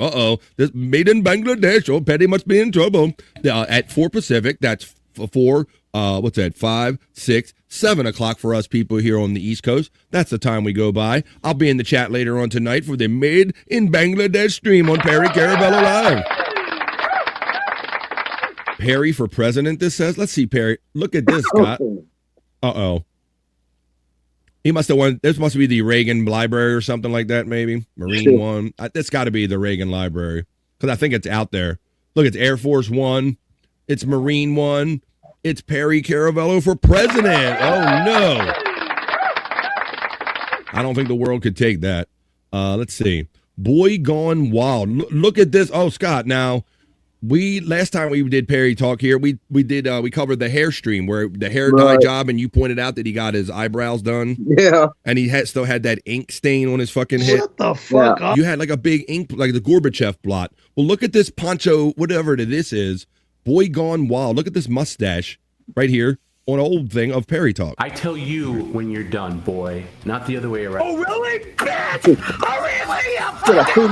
I'm gonna kick your fucking ass! No, you're not. The gay man chew. What are the? No, you're not. Good night! Good night, the fucking computer is No, done! it's not. No, you don't get paid. Mr. Callahan, take down those pants. Tear down those pants. Hey, garbage mouth. Garbage mouth. Well, Mr. Callahan, take down those pants. Sit down right. You got 5 seconds, Perry, or I add an hour to this stream right now. I tell you when you're done, boy, not the other way around. Oh, really? Bitch! Oh, really? You fucking bitch! There you go. Oh, the line from Back to the Future. All right, future boy, who's the president in 1985? Ronald Reagan. Ronald Reagan, the actor. That's a great line. That's great from Back to the Future. I love all three of those movies, even though they kind of they wane off a little bit near the end. But I do love I do kind of like all of them. I sit there and watch all of them when they have them on a marathon, Bob. Hell yeah. When they come on TV. Yeah, I remember seeing all three of them in the theater. Awesome. Originally. So yeah, that's cool. Really? I can't say that I saw everyone in the theater. Whoa, was that a Gallagher hair, dude? Some are saying Gallagher. Some are saying like Bozo the Clown. Shut the fuck up. Yeah, kind of. He's whack it with it. All right, now, did I play? I don't think I have anything. I was going to play you stuff out of my Perry Vault, actually. So let's go to the Perry Vault. This is the part of Perry Talk where I actually go into my computer vault right here that I have. That's titled PCL, and I show you the videos that I pulled just because I wanted to do this segment and just some wild shit that was happening during shows that I thought was worthy of recording. Yesterday, let's see, I played the remember, Scott, I played the super chat for you that was from Matt, and he had to make Perry read it the right way for you. Right. Let's see. That was fun playing that yesterday. There was another one where Matt mentions all of us. Let me see where that one is. I still have that one. Let's see. Matt. I think that was. I got this one listed twice. Let me see. But it's Credenza level 6 months. Perry, can you please send some positive thoughts? This is the one I played On our buddy Scott. Yes, Master. Yeah. I thought I had another one. Let me play. He's not feeling well, and he can really use some positive thoughts from all of us. Let's go surfing. Surf, or horns up. I think Matt did one for all of us. Sector 7. And he mentioned BF Live. Skateboard company hashtag walking or tic-tac-toe Walking. Do you remember what he told? I mean, Maybe is this the one that mentions BF Live? Let me try this one. The other night. So. I said maybe. I didn't say he was invited. Are you saying he was invited? Means he's never allowed in my home again. I mean, you sounded like you were invited. All right, so hey, what I was talking about earlier, those milestone membership super chats, which are basically included. You get one of these a month if you sign up for membership. Super easy, like this one from Matt that Perry's going to read right now. Matt, credenza level. This is the same one. Oh, it's the same one. All right. I had one where he mentions like BF Live, the vibe, and everything. Yeah, I remember that. You remember that one? I do. Let me if I can find that one. Let's see what comes up. Reagan loved that line and had them replay for him again. Well, Nancy, play it again, Sam. I love it, baby. Let me see. That was awesome. Gallagher. Let me see. Matt. Where's Matt? Matt super chat for Scott. They're all the same way. Matt, weather matters. I knew I had it at one point, Bob and Nick, didn't I? Yeah. They both say Matt for Scott. They're like three of them labeled with that. And they all look the same. I think Matt asked the Game Monkey question to him once for me. Mm-hmm. Let me see if let me see what I have in my vault, Scott. Let me see what else I have in my vault. Let me see. That was that. Perry on the big three. With the big three. On let me see. I got this one. Tom acknowledged me on one time. Disgustingly Lamar. We all know. 24 hours. Doesn't everybody know somebody as selfish as Perry in their own personal life?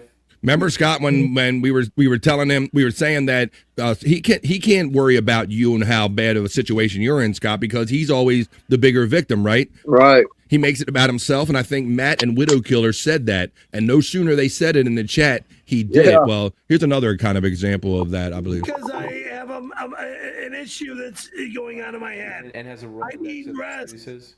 Tom was saying how bad he was feeling. This puts it in BF Live, the vibe. Just earned their Perry. I would say the bachelor's degree right here. Perry needs to be the bigger victim always. It doesn't matter. You could say that you lost an arm or something like that. Perry will try to one up you. Yeah, there you go, Scott. I need to get my rest. Yeah, because why? Because you're up to almost midnight. If you had to actually raise your kid, you'd be up a lot of late nights and you'd be acclimated to it. Okay, well, that's true. Back when I had a wife and had a child, yeah. So there you go. Another one from my personal Perry vault. Why don't we wind down this Perry Talk segment the way we wind down everyone with some of these exclusive. Boy, I'm spoiled. You guys give me some great content right here. And Chris Popke, he provides me with these exclusive Perry Caravello songs you can only hear right here on BF Live The Vibe. It's the only place you hear them, like this one about him being bananas. I've got enough bananas in my home. Winding up our Perry Talk segment right here on The banana Vibe. that I don't need. I don't need them. I don't fucking need bananas. I got enough bananas. I don't want any more. He likes bananas and he likes 7-Up. I enjoy bananas. Well, we got to watch out because if we keep pushing Perry too much, he's going to call the police. I'm never eating food from that door again.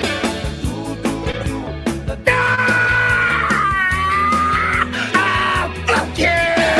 What do you say we go for a ride in Perry's car, and then we'll get on down the road, and we'll get to some other segments we got to do right here on BF Live The Vibe. But I'm going for a ride in Perry's recently smogged car. Let's go, Perry. Take me for a ride in this piece of shit. Let's go. Look at it. It's got black hair dye on the roof, on the headliner. What are you doing? Let's go, Perry. I love my car. It's too valuable to me, and it's in way too good of condition to me, and I will never get rid of it. You see? My car. I love my car, and I take good care of my car. It's still in good shape. The seats aren't torn. My car.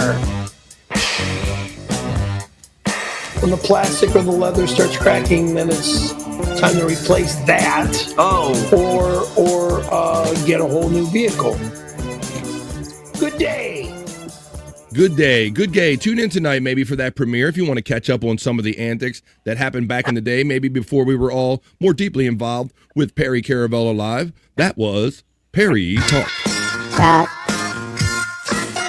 Perry Talk. Perry Talk. Talk. Perry Talk. Talk. Perry Talk. Perry Talk. Perry Talk, fun segments, fun news, and hanging out with some of the best bros in podcasting right here, BF Live The Vibe, on this Thursday in the midday. But I know that this is just the beginning of my fun day. This is one of my 2-show days. Actually, that's my own, but it's my only 2-show day because Saturday I don't do a show. But tonight I'll be doing a second show at 8:45 East tonight. Maybe if you only had a minute to. Favorite thing about Stone Cold Steve? God, and he doesn't even wait for me to take a breath in between a word or nothing. He's like, just BF is in the middle. What the fuck you think about snow cones or whatever the hell he just stepped on my promotion for 8:45 tonight for Replayables. We're gonna watch fun videos. If you're hitting the chat right now and you can only be here for a minute, why don't you come join me later on tonight on 100 Proof Podcasting channel. We're gonna play videos. We're gonna drink, smoke, laugh, and joke, and we're gonna spin the wheel, and we have to do whatever the wheel says. That's tonight's fun, but let's continue with today's fun right now. What do you guys think about snow cones and snow and cold weather and looking down while you're doing? JC Hamburger says, actually, we did not play that at all, did we not? We haven't played that. Yesterday, we got to play Guess Where Andrew Had Lunch Today. But Terry, I don't know if we can get his undivided attention long enough, but let's try to play America's favorite new game show. Guess what Andrew ate for lunch today? Let's see if he wants to play. Because Terry Nee wants to play. He's already thrown his guess in. So throw your guesses in, guys.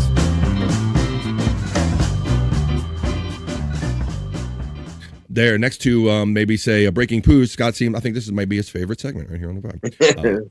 All right, Andrew, we're going to start off with our friend Terry Nee. Can we have your undivided attention for possibly a minute or two for a segment to ask you, Andrew?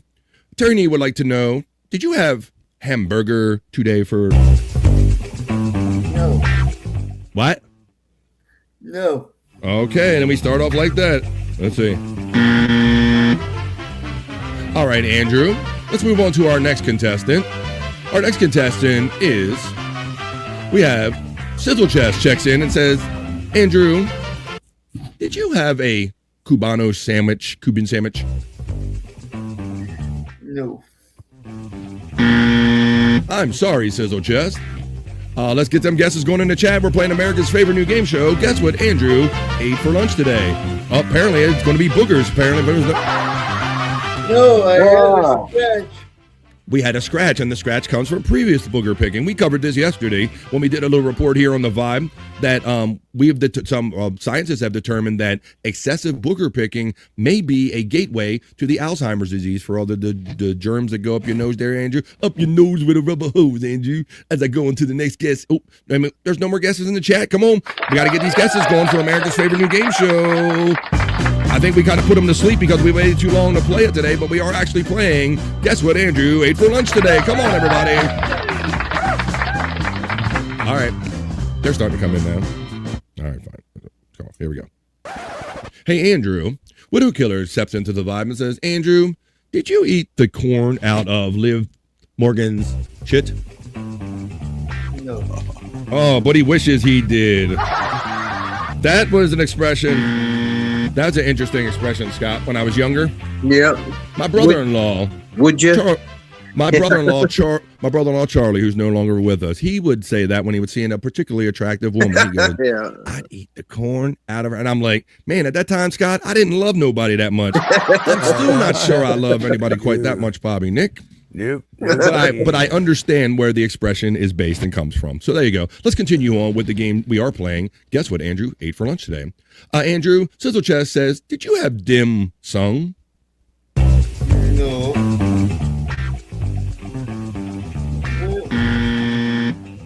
Andrew, did you have wallered out cornhole bread?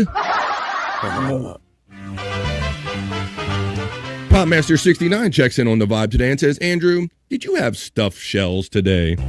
No. Josh in Tennessee checks in and says, Andrew, did you have ravioli today?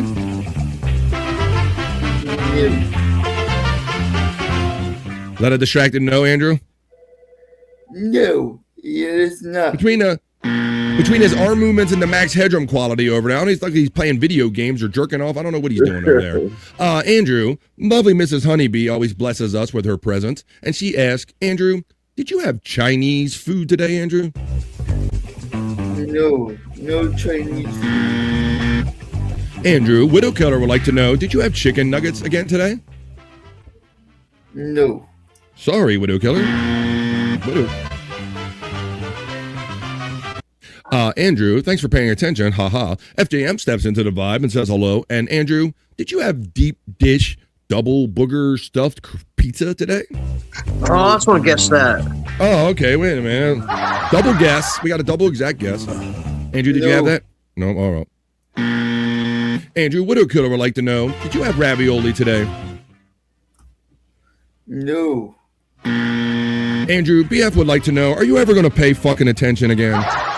FJM checks in and says, Andrew, did you have peanut butter and jelly time with potato chips?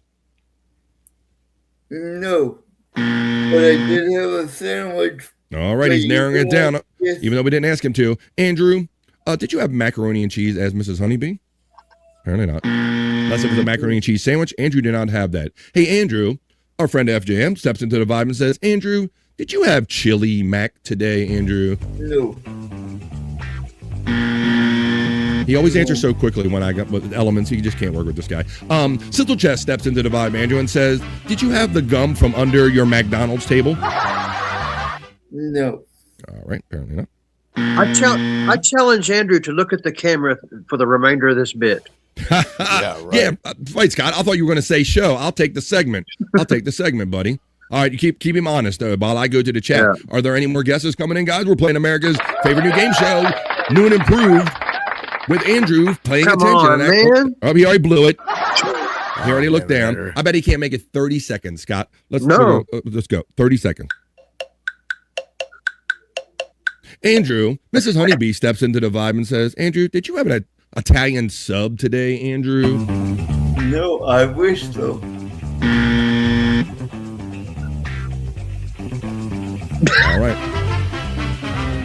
All right, Andrew. Well, the guesses are waning, and so is your attention. Scott's keeping you honest. He's falling off. I love it, Scott. Yeah.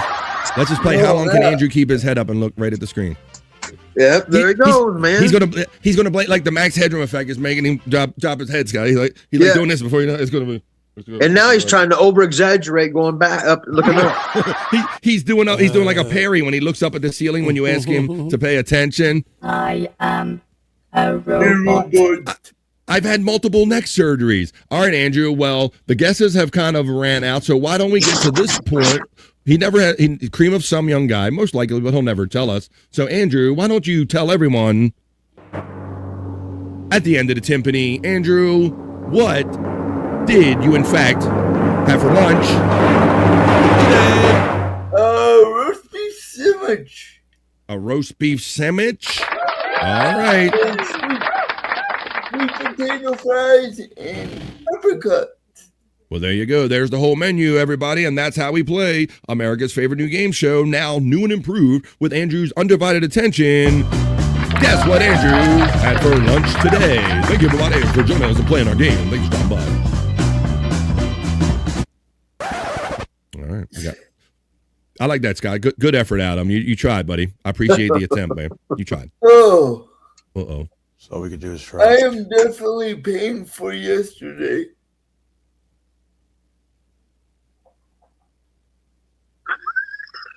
Yeah. I am definitely paying. See, I've learned to let these moments just sit there, Scott. There used to be a day where I just wouldn't want any dead space on a show, man, but I've just learned to let some of the, especially since you love them so much. Twice already, thanks to Golden Corral stuff. Oh, gee, he's going to blame Golden Corral for his bowel condition today. Shaggy, tuna fish. I love to eat the tuna fish. When I eat the tuna fish. Remember, I have no gallbladder and fried food messages. Interesting. He's got a nice. Whoop, and I meant your whoop. I always get the wrong one on that one. Let me see, whatever. Here we go. I only have one testicle. Look at that too. A salam. No more guesses, Def JM. We're done with the guesses. We're done playing games here on BF Live the Vibe. Quite literally, it is Thursday and it is 2:44. That means there's almost like 15, 16 minutes left in a typical 3-hour episode of BF Live the Vibe. We'll try not to go too far into overvibe today, but we're going to end up this show finishing up with our sexy segments on a Thursday right here on BF Live the Vibe. So where's my ladies at? Fair warning, everybody. We're proper gentlemen here on BF Live the Vibe, and we love having ladies being part of our fantastic chat family. So we do a segment just for them. Ladies first, Juicy Man Meat.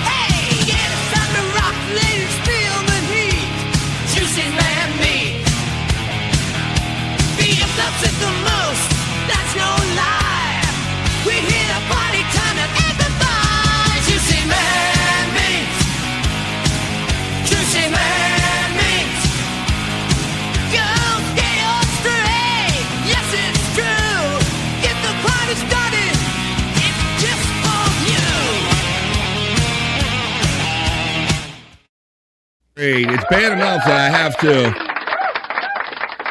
I have to do this segment, being highly heterosexual as I am, Juicy Man Meat for the ladies and the gay guys and Andrew. But you know what's worse than that is when you're doing said show and you look in your messenger and your sister is sending you live Juicy Man Meat.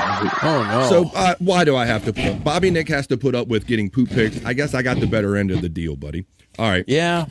Well, here it comes. I don't know. It is creepy, but please, I don't need my sister being the only one sending me stuff, guys and gals. If you ladies, you talk about dad bod and what you would like to see in this segment, you can affect this segment because it's your segment. bflive420@gmail.com is where many of you submit content for this segment right here that is your Juicy Man Meat. And here comes your no, not that first. I'm not showing the first picture she sent me. No, I'm not doing that. I'm going to this one right here and present your picture.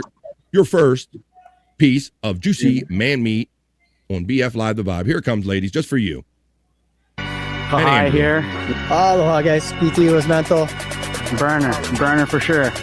We just finished a killer workout down here at the Poipu Tower with the Poipu lifeguards.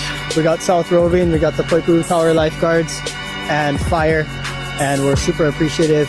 So today we did like a team way too circuit, excited for this. 2 teams of 4. We had a nice mix of some of the Kauai Fire Department guys, and we had a bunch of the Kauai lifeguards out here. But we did a team workout, kind of intermingled us and Tiger. Team building today in a physical aspect was definitely on. What we did was a assault bike, We had some sandbags in there, so we did some sandbag over the shoulder, sandbag squats. All right, ladies, this is your segment. This is just for you. And then we ended it off with a nice little farmer's carry. And then our main objective today was to hit 400 calories on the bike as a total cumulative between our whole 4-man team. I want to say thank you to Tiger and Kahai for this workout today. Safe to say that the inner weak man came out and we're putting him to rest from here on out. Aloha, guys. All right, it's just for you, ladies. It's your segment. The first piece of juicy man meat. Travolta loves granny steps in and says, "Oh my God, I would love to love some roast beef, Andrew. Oh my God." He would love to roast your beef there, Andrew. You horny bastard. Articulate John, it says, "Is this heated rivalry?" FJM steps in and says, "They'll burn their bras. Why can't we go? Hey, they burn their bras. Why can't we go first?" I'm still a proper gentleman. I was born up, with etiquette and all that stuff, FJM, and that's why I bring the ladies their second piece of juicy man meat. That's right. Chivalry is not dead, and neither is good etiquette. Right here on BF Live, The Vibe, FJM. We still got it going all on over here. I don't know who presented it to me, but it is in the hopper, and it is your next piece, ladies and gentlemen, and Andrew, of juicy man meat. Christmas leftovers, apparently. And I know for a fact that one of the ladies sent this to me. I don't hear about it. Oh, there you go. He gave up.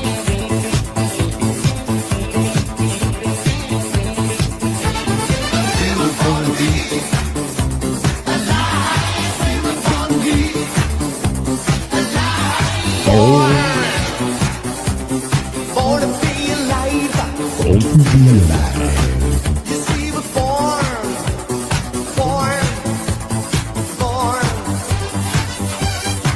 to be alive.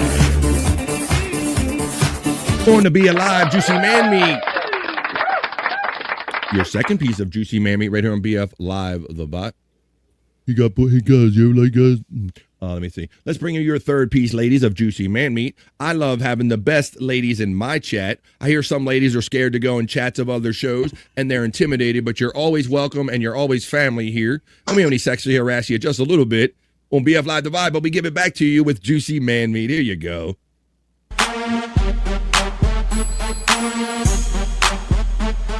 Terry's going to send you some soft avocados for your mouth recovery there, Bobby Nick. Yeah, I'm good.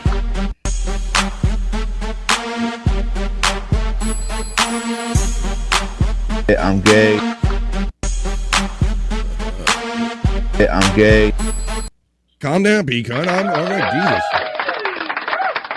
You can tell people that on the morning high, on just before BF Live The Live. You don't have to come on here and I'm gay. You're among friends here on BF Live The Vibe. That's okay. I guess that's why he's here, because I am doing juicy man meat, and it is for everybody of that any persuasion, the ladies and I'm gay. All right, well, here comes your last video on juicy man meat on The Vibe. Every day feels like it's Christmas. Christmas leftovers, apparently, ladies. Feeling like the first thing on your wish list. Right up at the top. I can't deny what I'm feeling inside. Nothing to think about the way you bring me to life. All right, that's quite enough of that. Christmas leftovers. And a couple videos just for the ladies. That was your Thursday edition of Juicy Man. Juicy man meat. BF loves it the most. That's no lie. We hit a party time and everybody. Juicy man meat. Juicy man meat. Go gay or straight. Yes, it's true. Get the party started. It's just for you. Here you go, your juicy man meat, ladies, just for the ladies and Andrew. You know, it's January here. We're talking about how it's getting cold here, but we're all going to stay huddled around as chat family and keep each other warm through all this cold stuff until the days of summer can come. Like, let's just get a little warm back into it. Sucking on a chili dog. We're living the days of summer. I can't wait. I'm sucking on a chili dog. Sucking on a chili dog. Sucking on Everybody a now. chili dog. Sucking on a chili dog. Sucking on a chili dog. Sucking on a chili dog. Sucking on a chili dog. Chili dog. Sucking on a chili dog. Sucking on a dog, sucking on a chili dog. Andrew's thinking about sucking on that chili dog, all right? Sucking on a dog, sucking on a chili dog. He sucked on. He don't give a shit, Scott. Hello. Suck it, Andrew. Oh, no. Just that easy. Sucking on a dog, sucking on a chili dog. Sucking on. All right, that's quite enough of that. All right. At 2:52, coming where I'm coming to you from on the East Coast of the United States, we got one more segment to do. We're going to come back and do plugs to let you know where all of us are going to be later on tonight. So this is just the beginning of the day, folks. You ain't done with us yet. You're going to have to put up with us the rest of the day, but not before I bring you our last segment today. Nothing weird at all about sitting around my bros in the middle of the day for our segment and getting bricked. She's cooking in the kitchen, making it right. Working with some wood, keep me up all night. Charging through the day like a queen on the throne. Everything she does got me feeling grown. Bricked up, got the vibe. Thinking up the world, I'm watching her thrive. The apple pushing and reaching that will. But I'm in full view, I'm staying right here. Bricked up, get bricked up. Bricked up, bring me up. Let's go, ladies and gentlemen. Nothing weird at all. Sitting around with your bros in the middle of the day, getting semis and watching fun videos here. I'm going to be putting backstage. Hang on. Let me see. Let me see what the let me bring you your first piece of content right here on BF Live, The Vibe. Here we go. Bricked up for the fellas. Right here's the first piece. Right here, Andrew. Oop. Holy moly. Holy. That's a nice. Wow. You're just a I ain't trying now. I ain't thinking about. You're just a I ain't trying now. I ain't thinking about. You're just a All right, damn. Okay, Andrew is gay because he wasn't even looking at the screen. Goddamn, Joe Rogan. Goddamn. It was Terry. Look at that bird. Talking about What are you paying attention to, Andrew? Jesus Christ. Scott barely got 30 seconds out of him of undivided attention there, Bobby Nick. He tried, though. I appreciate the attempt right here. All right, where's my boy Don been? I want to play one for Don. I've been looking for, where's Don been? He ain't been here for a minute. Every time I do these sexy segments, I'm always expecting Don being here to say, where's USA Girl? Where's USA Girl? Well, let me play this for us, and maybe it'll draw Don out. Here comes USA Girl for all of us and Don. Come on, Don, where you at? Oh, yeah. Andrew, where are those hands at? Where are those hands? Where are those?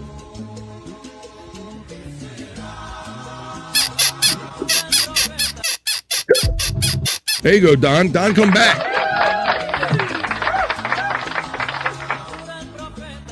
Don, come back.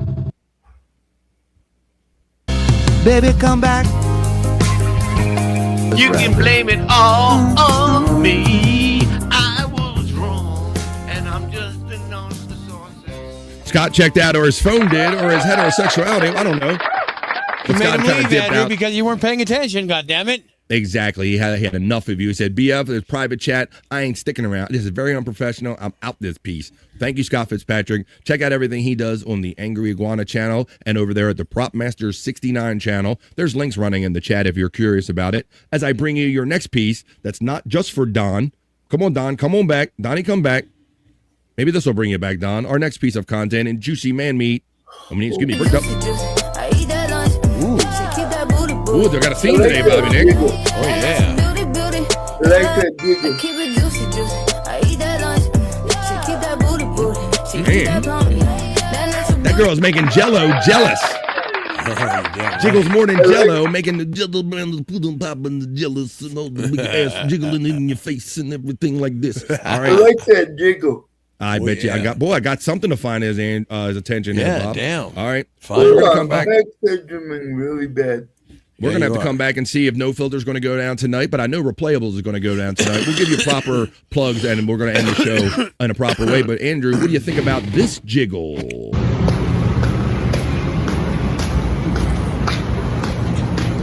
They're real to me, damn it. That girl is thicker than a bowl of oatmeal. Oh, yeah. Yeah. Have you all them groceries. Yeah. Yes. That's the part where you say your part. Titty grab. Oh, okay. Baby, come back. You can blame it all on me.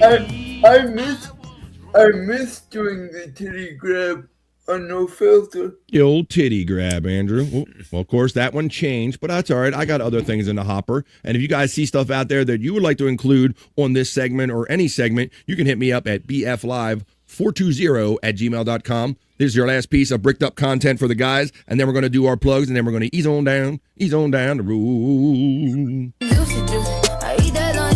Ooh, same song, different booty, Andrew. We have a theme on BF Live to Vibe, and it is groceries in the trunk today.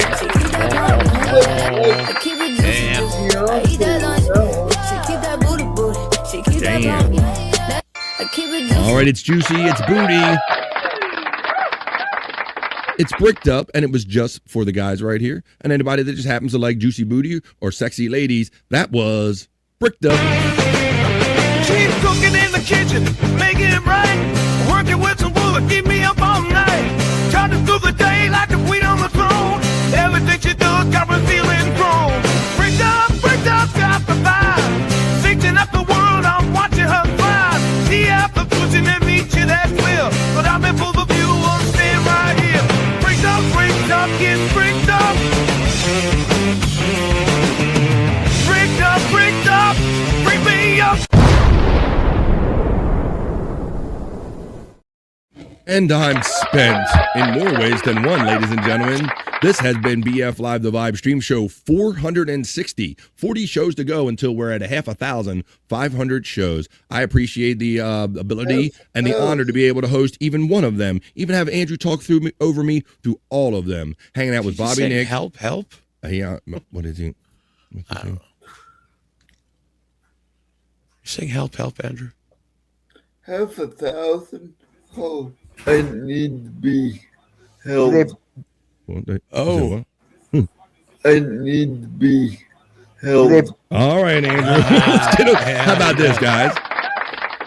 We're going to hold it down as how you're going to be held, Andrew. Andrew, we're going to talk about our plugs, and we're going to do a go-around real quick. I want to thank Scott Fitzpatrick for hanging out with me, providing fun and just being a bro, and hanging out, providing content for our Scott's Hole segment. If you want to see any more of that kind of antics that go on over there, support everything our bros do, and go over to the Angry Iguana 112 channel as I look for Scott's video right here to play. Here it is, his plug video real quick. I'm going to play that. Angry Iguana 112. His latest compilation link has been running in the chat, and the Prop Master 69 is where some of his older stuff exists. Thank you for our boy Scott Fitzpatrick for checking in. Now we're going to go over to Andrew the Giant. Andrew, it's Thursday. Maybe we're going to be making some of these decisions on screen right now. I don't know what's going to happen, but let everybody know what show you may or may not be doing tonight and where they can find you, Andrew. Andrew the Giant 96 on YouTube. No Filter Andrew and Friends when it goes down.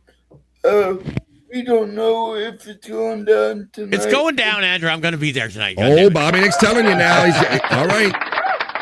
So hold him to it, everybody, because I know a lot of people like checking in with Andrew and Bobby Nick and even Stormy in the background and Scott Fitzpatrick, and maybe Chris Thompson will be there. 2 joints, you never know. It's Friends. It's No Filter Andrew, and his friends will be joining him. No Filter Andrew is what it goes by on YouTube if you click on the link in my link box right here in the chat. And if you go to his older stuff, his personal shit, that's Andrew the Giant 96, where he has approximately 40,500 subscribers. Thank you, Andrew the Giant, for joining me and talking over my show most days of the week. All right, now we're going to go to the part of the show where you're going to have to hang on tight. You're going to have to grab a piece of paper. You're going to need something to write with, because Bobby Nick, we already heard about No Filter, but I'm guessing and betting that he has other shows he's going to be doing on Rumble, or maybe somewhere else. Bobby Nick, tell him when you tell him, buddy. Yeah, well, tonight, No Filter with Andrew and Friends at 7 p.m. Eastern on the at No Filter Andrew channel on YouTube. And then after that, at 10:30 p.m. Eastern, we'll be doing Late Night with Bobby Nick. And tonight we're going to do a little thing called Whose Song Is It? Or Whose Tune Is It? Okay. And yeah, everybody on the panel and in the chat are going to send me a song. We're gonna play it. We're gonna play the video, and everybody has to guess who picked it. So it's a fun interesting. little thing. So who in the chat family, like you got to guess their taste. Like of all the people that are listening and could have submitted songs tonight, who is the quirky one or whose song belongs to this person, right? That sounds awesome. Exactly. Yeah, that sounds cool. Yeah, I have Abby to thank for this idea. So yeah, this will be the second time we're playing it. So all right. Yeah, but that's on rumble.com/The Bobby Nick Show. Just search up The Bobby Nick Show on rumble.com. And then you got the Twitch and the Kick as well. So there you go. Yeah. Twitching, kicking, rumbling. Bobby Nick is always doing it all. And there's even like a Nick live TV going out there on YouTube. Bobby Nick he's in it, toes deep, everything in the game. I appreciate you hanging out with me. Hang out with Bobby Nick tonight on No Filter with Andrew and Friends, and all of his shows that go on Rumble after that. That's where you'll find Bobby Nick after No Filter tonight. Thank you to my friend Bobby Nick and our friend Pecan420. Check him out. He does those cool wrestling videos, and if he has any ready for premiering, Bobby Nick watches those in like a party vibe, and they have a great call, and they watch how people get their ass beat over there in the kind of digital world. So go hang out with Bobby Nick tonight. But before you don't forget me now, because I'm going to do my little plugs right here, because I'm not done with you tonight. Normally, I only do this show Monday through Friday, 12 to 3. But on Thursdays, I do replayables at 8:45. That's where you can find me later on tonight. If you only had a minute to stop in today, why don't you join me later on tonight on the 100 Proof Podcasting channel? We're going to watch funny videos. We're going to drink our drinks. We're going to smoke our smokes. We're going to laugh and joke. And then after a half hour, we go Rumble exclusive. We play some more edgy videos, and I'll mix in some kind of music in. Now, Jen is kind of technically right. We're probably a little technically into over vibe. Just a little bit, just a tiny bit.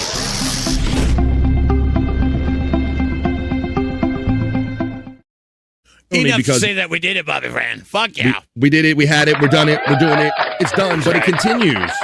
That's the best thing about this is it always continues on another show. And that's why we really don't say goodbye here on BF Live The Vibe, Andrew. What do we say on BF Live The Vibe? Goodbye for now. That's right. We know we're going to see you in one of the many shows that we just mentioned. So we simply say bye for now. Peace and love. Enjoy the rest of your Thursday, and we'll see you the next time we see you, whether it be in one of these cool chats of these shows or tomorrow at 12 noon East, right here on BF Live The Vibe to finish out the week on a Friday. Peace and love, and we'll see you the next time we see you, wherever we see you. That's enough internet for me today. I am going to wash myself with holy water to get rid of all the stupidity I saw today.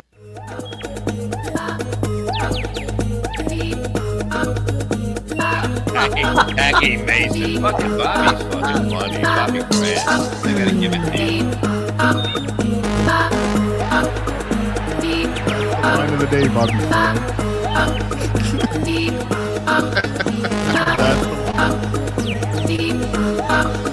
Super creative, super original. There's a show called The Vibe.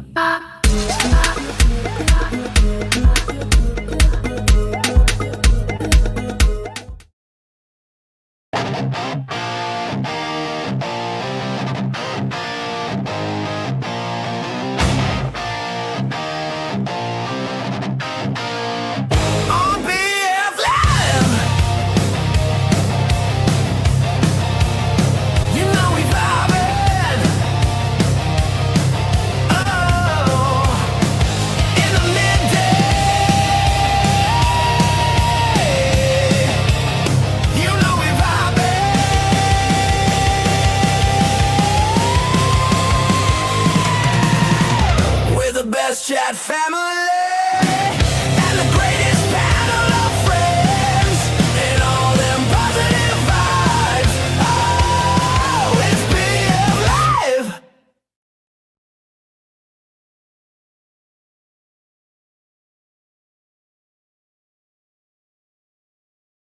Oh my.